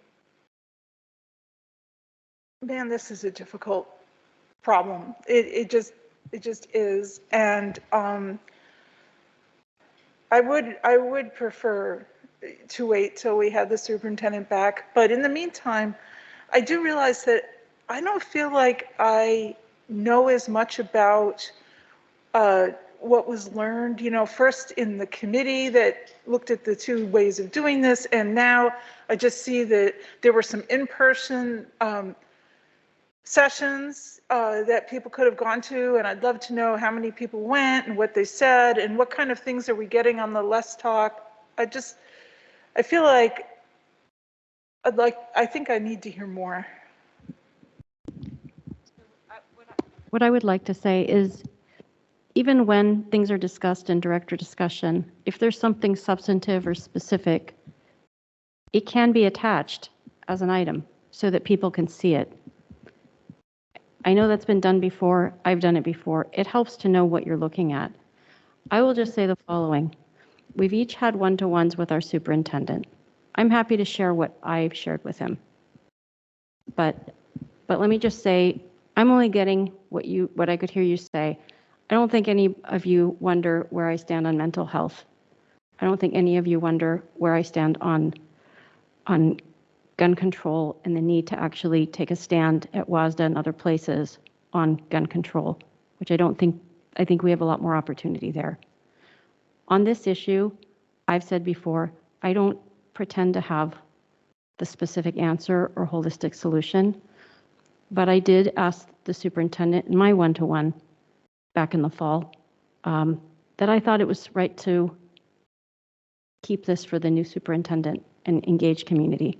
And I am confident that he will take all the feedback, take it seriously, because everything I've understood he said that the direction which mattered to me, the direction given to those who work for him, was everything was on, that if the feedback was, as I think we're hearing, that he would go back to 0 and start again. And so I would like to give him that space and not have something that suggests that we come in before he's even had a chance to hear that, review it, and make that proposal. So you're asking, what do others think? Mental health, I couldn't agree with you more. But I think we've all pretty much agreed to that on many times, that at every time we talk, we are clear on that. But I understand your point that people are in urgent need of knowing. Why I think what I understood is the conversation you guys had. I wasn't in it. I can't be in it. It's the conversations, sounds like the two of you have had by sharing the resolution with others. I think that when people say who are directly supporting the superintendent, please, you're going to get, as at least I heard this from Deputy Superintendent Collins. We told Director Chu, you're going to get exactly what you're asking through this resolution. I think you will. Just wait until January, give him a chance to get here and make that. I guess I just think that is a fair ask.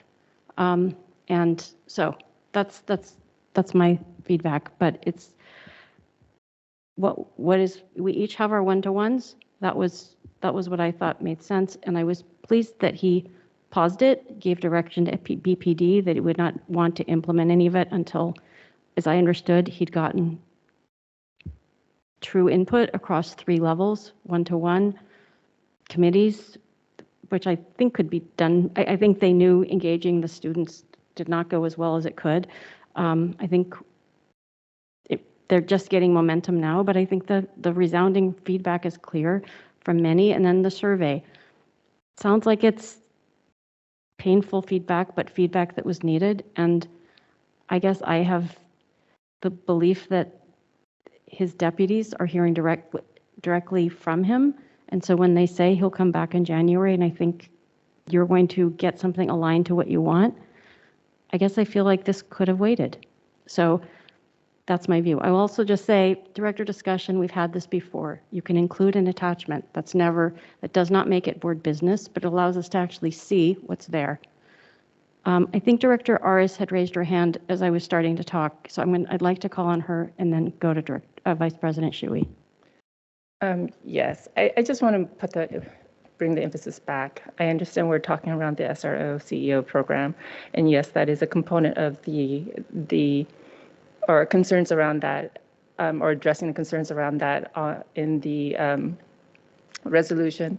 But I think the main point of the resolution is that, which I want to kind of bring back to what Director Chu said, is that it is about the health and wellness of our students, and that is the main focus, as you've iterated. And it is not just one group, but it has been something that has been brought up with many. And so, and we also understand, and I think there was a lot of time taken and to acknowledge all the work that has been done. So this is not to do with this or that or who, or going against or trying to undermine anyone. It is to show our firmness in support of all the great things that has been done, how that we will continue to advocate to make sure that all of our students' needs are being met. And that includes, yes, SRO CEO program and the concerns that was brought up around that, and that we will elevate in making sure that those concerns, those real concerns, will be heard and acknowledged. And I think having that discussion now is not inappropriate. I think it is actually appropriate. It's appropriate because our students deserve it. Our community has been saying this for a long time. And I think it is appropriate for us to timely respond to that, not wait and wait for others to sit on their anxiety for another month. We never asked we were asked to hold, which we did, which I think we have all come to agree. We'll move on and we'll address it in January. But I'm sorry, I'm disappointed with the way our conversation went. Director Shuey, Vice President Shuey. Yeah, clearly, as I said at our board meeting in August, we're grappling. The community is grappling, each of us individually is grappling, and that is the way that thoughtful people deal with difficult situations. And so I appreciate the staff, fellow board members for grappling and having our respectful, professional conversations in a way that does try to address the issue head on rather than pretend that it doesn't exist. So let's celebrate that we are grappling. And so in the spirit of grappling, I will say again candidly that when we ask the community, when we ask people to trust, we need to think about the history and the power imbalance. And so we're asking, we, meaning those of us in power, those of us who have the knowledge, those of us who have the conversations and have the power to decide whether to bring armed police officers into the hallways or not, we are saying, trust us. To community members who have been the most vulnerable and marginalized, who don't have reason to trust. And so if we can build that trust by saying what we all believe that we need to, and I understand now from Director Aris that maybe this is a broader resolution than I had understood, but on the specific point of armed police officers in all our hallways, I would love to be able to say that we'd like to pause and really be thorough and creative and comprehensive about our review of the situation.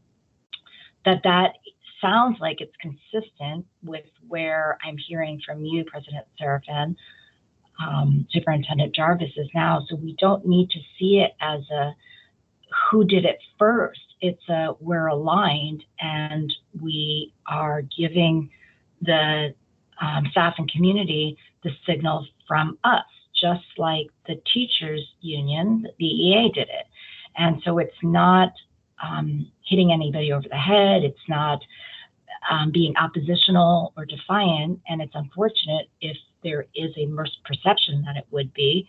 And then let's work on the narratives and the public perception, because I haven't witnessed anybody being oppositional to be oppositional or in a power grab or anything. What I have seen is that we care deeply about this issue, and many of us, maybe all five of us, have expressed concern about the disproportionate impact on students of color, on students with special needs, of autistic children with autism, and so, you know, I would have to see an actual proposal in writing, but I want to affirm my strong support for something that puts us on record as aligning with the community and in favor of equity.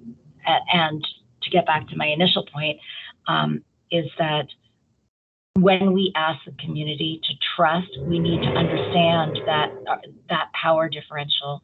And I would prefer to say, trust us because we've earned your trust, and we're going to earn your trust by telling you, you know, formally that we agree that this is something that needs to be grappled with and handled in a thoughtful way. Thanks. Did you have something?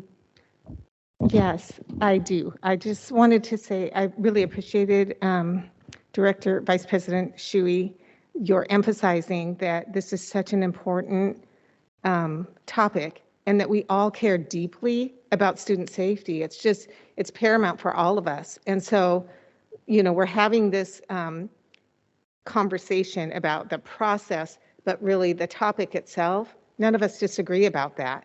And I think if I were to sort of sum up, you know, all that's sort of bubbled up and led to this moment in time and this conflict that, you know, is sort of playing out right now in our meeting, I think it's that, and I think you stated this earlier, Director Shuey, that the board, so we've had community engagement, but the board hasn't really had board engagement around the topic where the board has been able to say, here's what we believe, and so that's the discussion that Deputy Melissa DeVita and I talked to Dr. Chu about earlier this week, about that discussion is important to have that conversation about what, we do know, Director Chu, you've been very clear, but the board hasn't then responded to that or engaged in that. It's just been sort of a statement that you've made, making your beliefs very clear.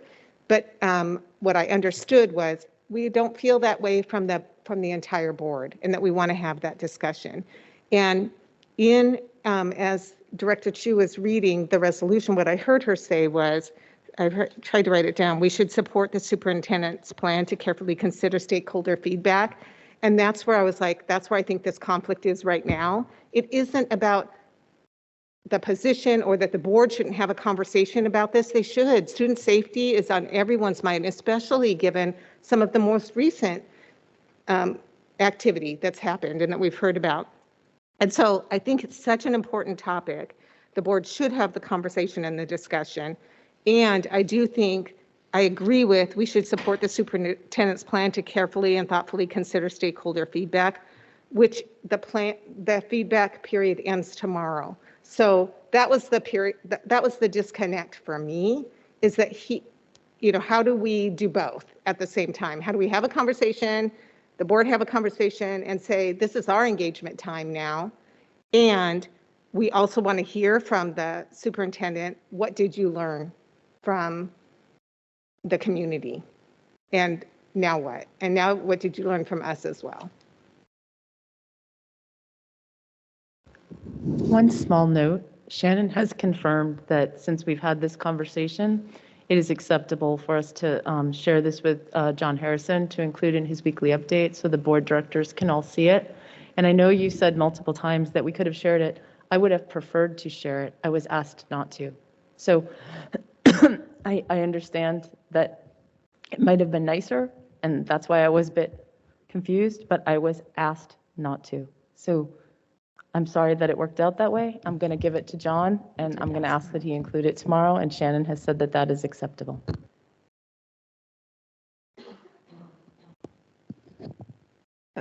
I think we can conclude that we all want what's best for kids.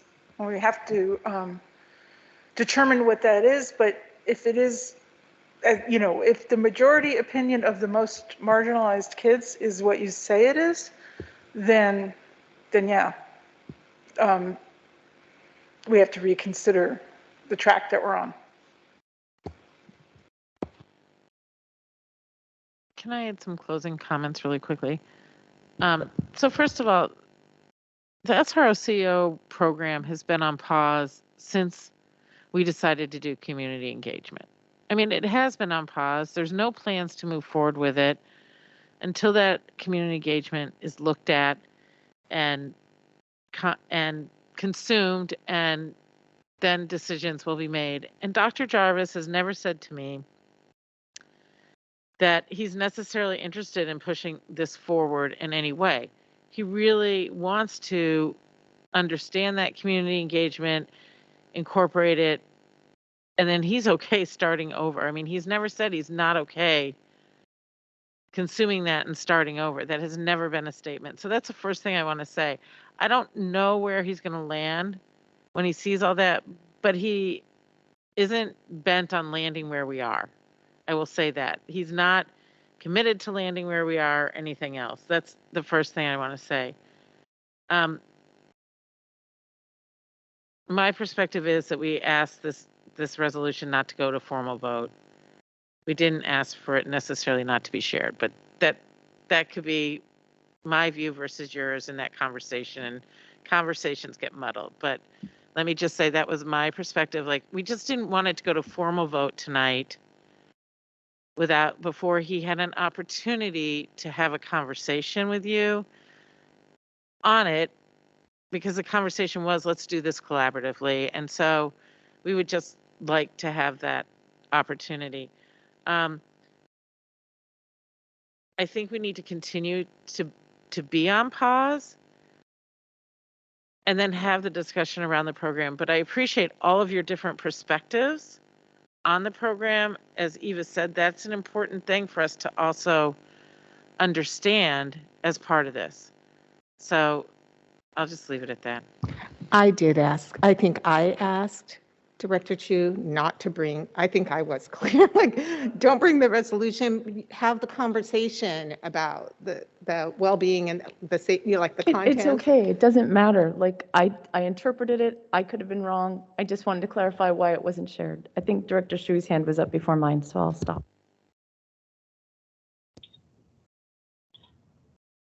I'll just ask everybody to consider that it is a tactic, and it's a tactic that a lot of people of color and marginalized groups are familiar with, that they're like the things that we're hearing, while maybe not intentional, it is a tactic, but just wait, just trust us.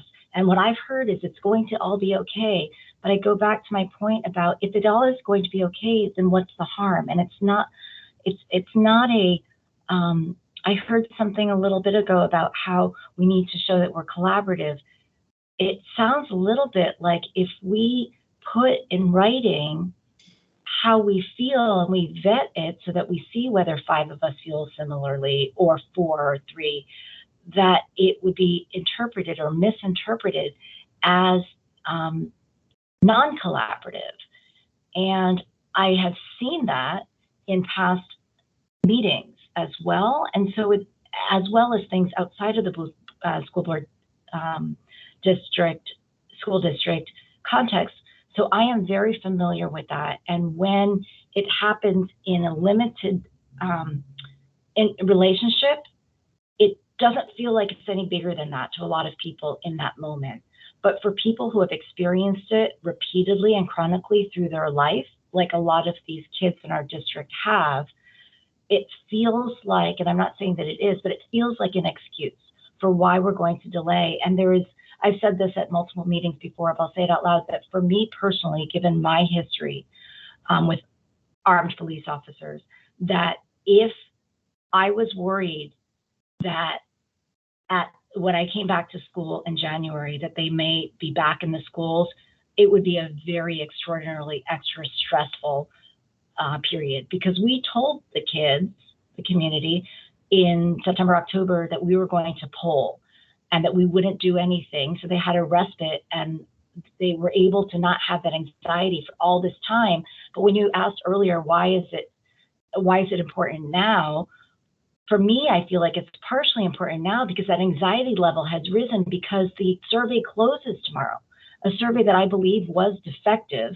And we're saying, okay, well, now that it's closed, we're going to look at the feedback. And there are a lot of people really worried that that feedback is going to say that we want, armed police officers in the school because of how the questions were designed. Both meaning that the people that we sort of channeled people there, but we've also lost the confidence of a lot of people that have given up and are frustrated.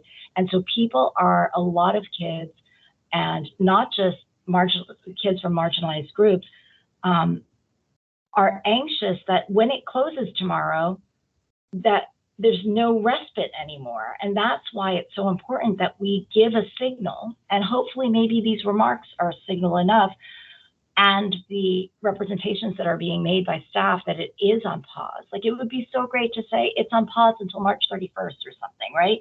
And I don't know if the resolution was that prescriptive, but to say that you've got a bit of a reprieve from the anxiety. And so I see Director Arias, you shaking your head. Was that, and did I see that, or? No, it wasn't that prescriptive. It's okay. Knowledge. All right, okay. But whatever it is, and we're talking a little bit with, without details, but I will say that anxiety levels are going to be reduced if we really give them confidence that we're really going to take feedback in a meaningful way that allows for all perspectives. Can I say something very quickly? Frankly, nothing will be done this year, whether this goes forward or not. I mean, to be honest with you, because if this was even going to go forward, which I don't think it is, but let me just say that by the time you hired, got trained, you're already to the next school year. So I think we're easily going to say that nothing's going to happen this school year. So then at are all. you saying that you'd like us as a board to not say anything, as I heard the No, word I think we preemptive? can say that. I think we can put that out, that nothing will happen this year with this program. Yeah, but Period. she's distinguishing between the board versus, I mean.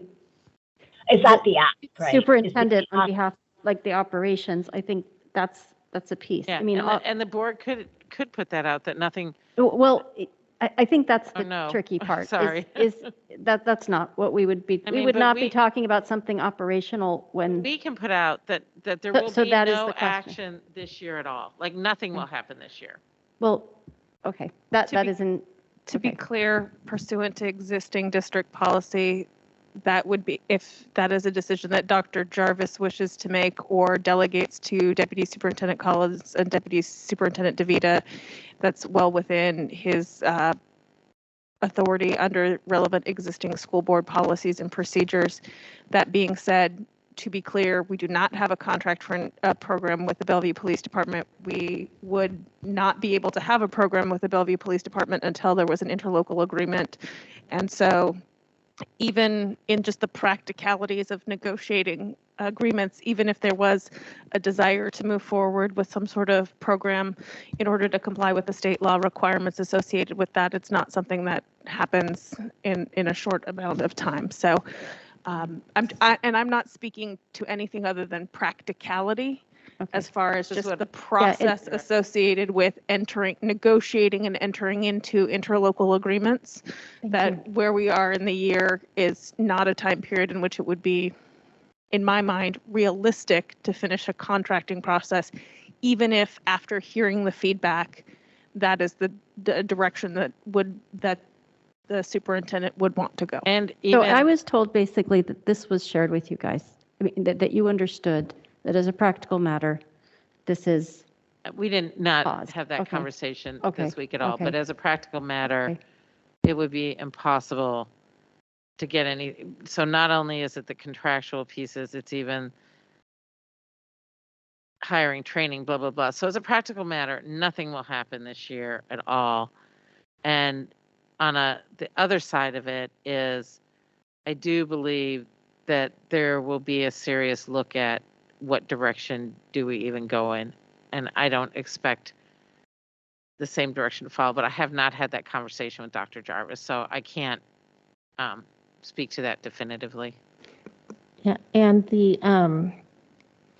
so the reason for, that, and I'm the one who asked Dr. Chu, I think, from my perspective, that please don't bring this resolution, because it appeared to me to be more directive, and I didn't know that it's been modified based on that feedback, but to the superintendent. And so the timeline for the community engagement didn't match. I mean, it's confusing to me, like why we would direct the superintendent when he's not here yet, right now. And the timeline hasn't changed. The timeline has been the same, that it would, and maybe it was a very poorly constructed timeline, given it backs right up to the holiday, given everything that we've talked about tonight and the anxiety that it causes our students, that was not a very appropriate timeline, that we should have had some statement or resolution prior to the holiday.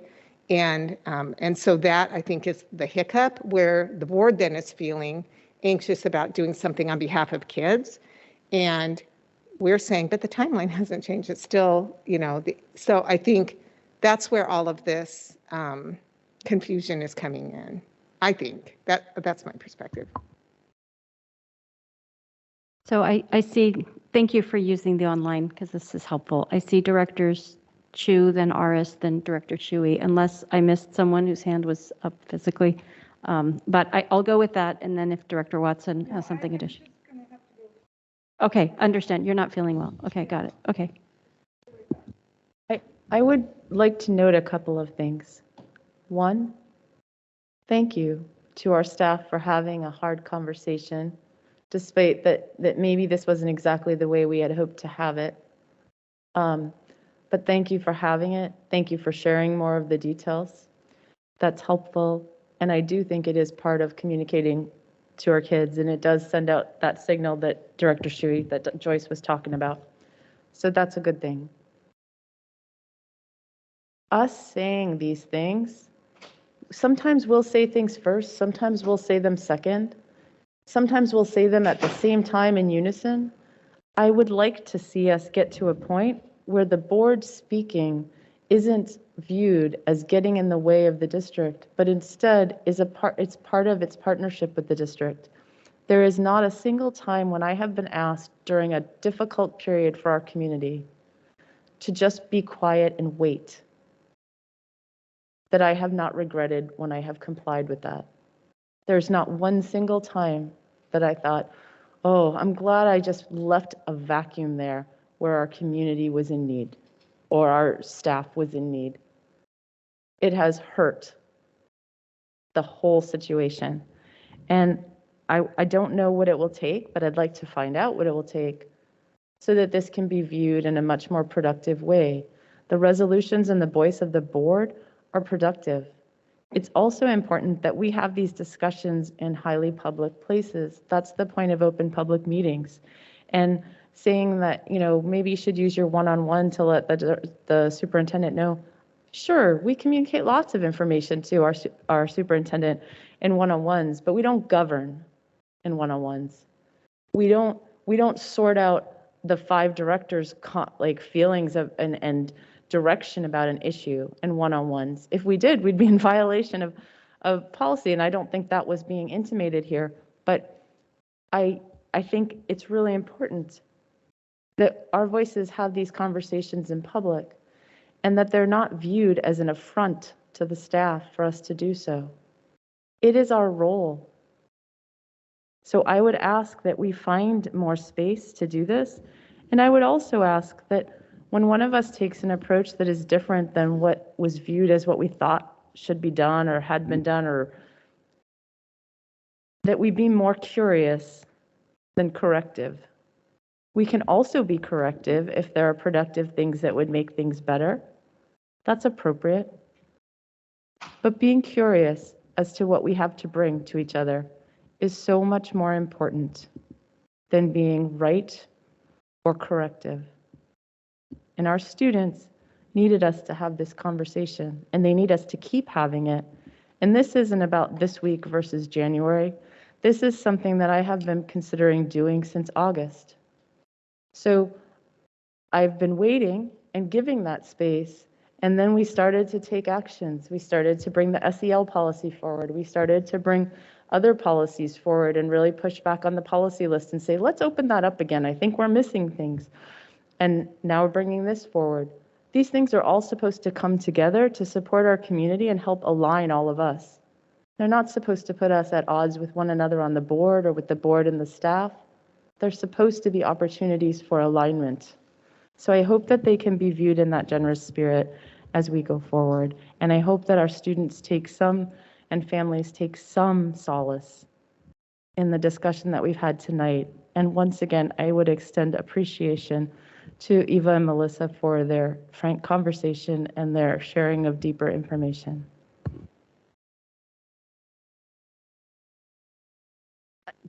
I think Director Aris, if I'm reading this right, I think Director Aris is next. Okay, thanks. Well, and I may say you may have the final word because I'd like to adjourn our meeting soon. Well, I do want to echo what Director Chu said.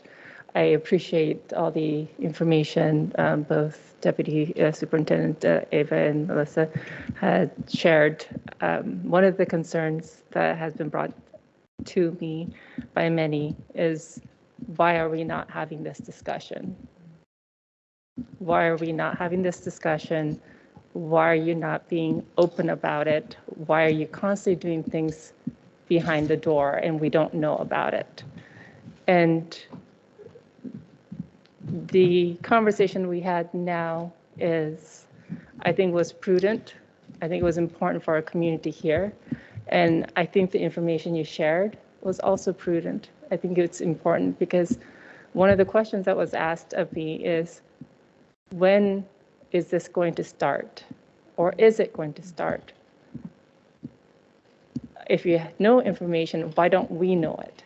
Why can't you communicate that openly? And so I appreciate Melissa sharing us the timeline and the probability of, if at all, of this happening. And I think that it's a good information for the public to know. And I definitely appreciate the frankness from all of you and sharing that and having this difficult discussion with us.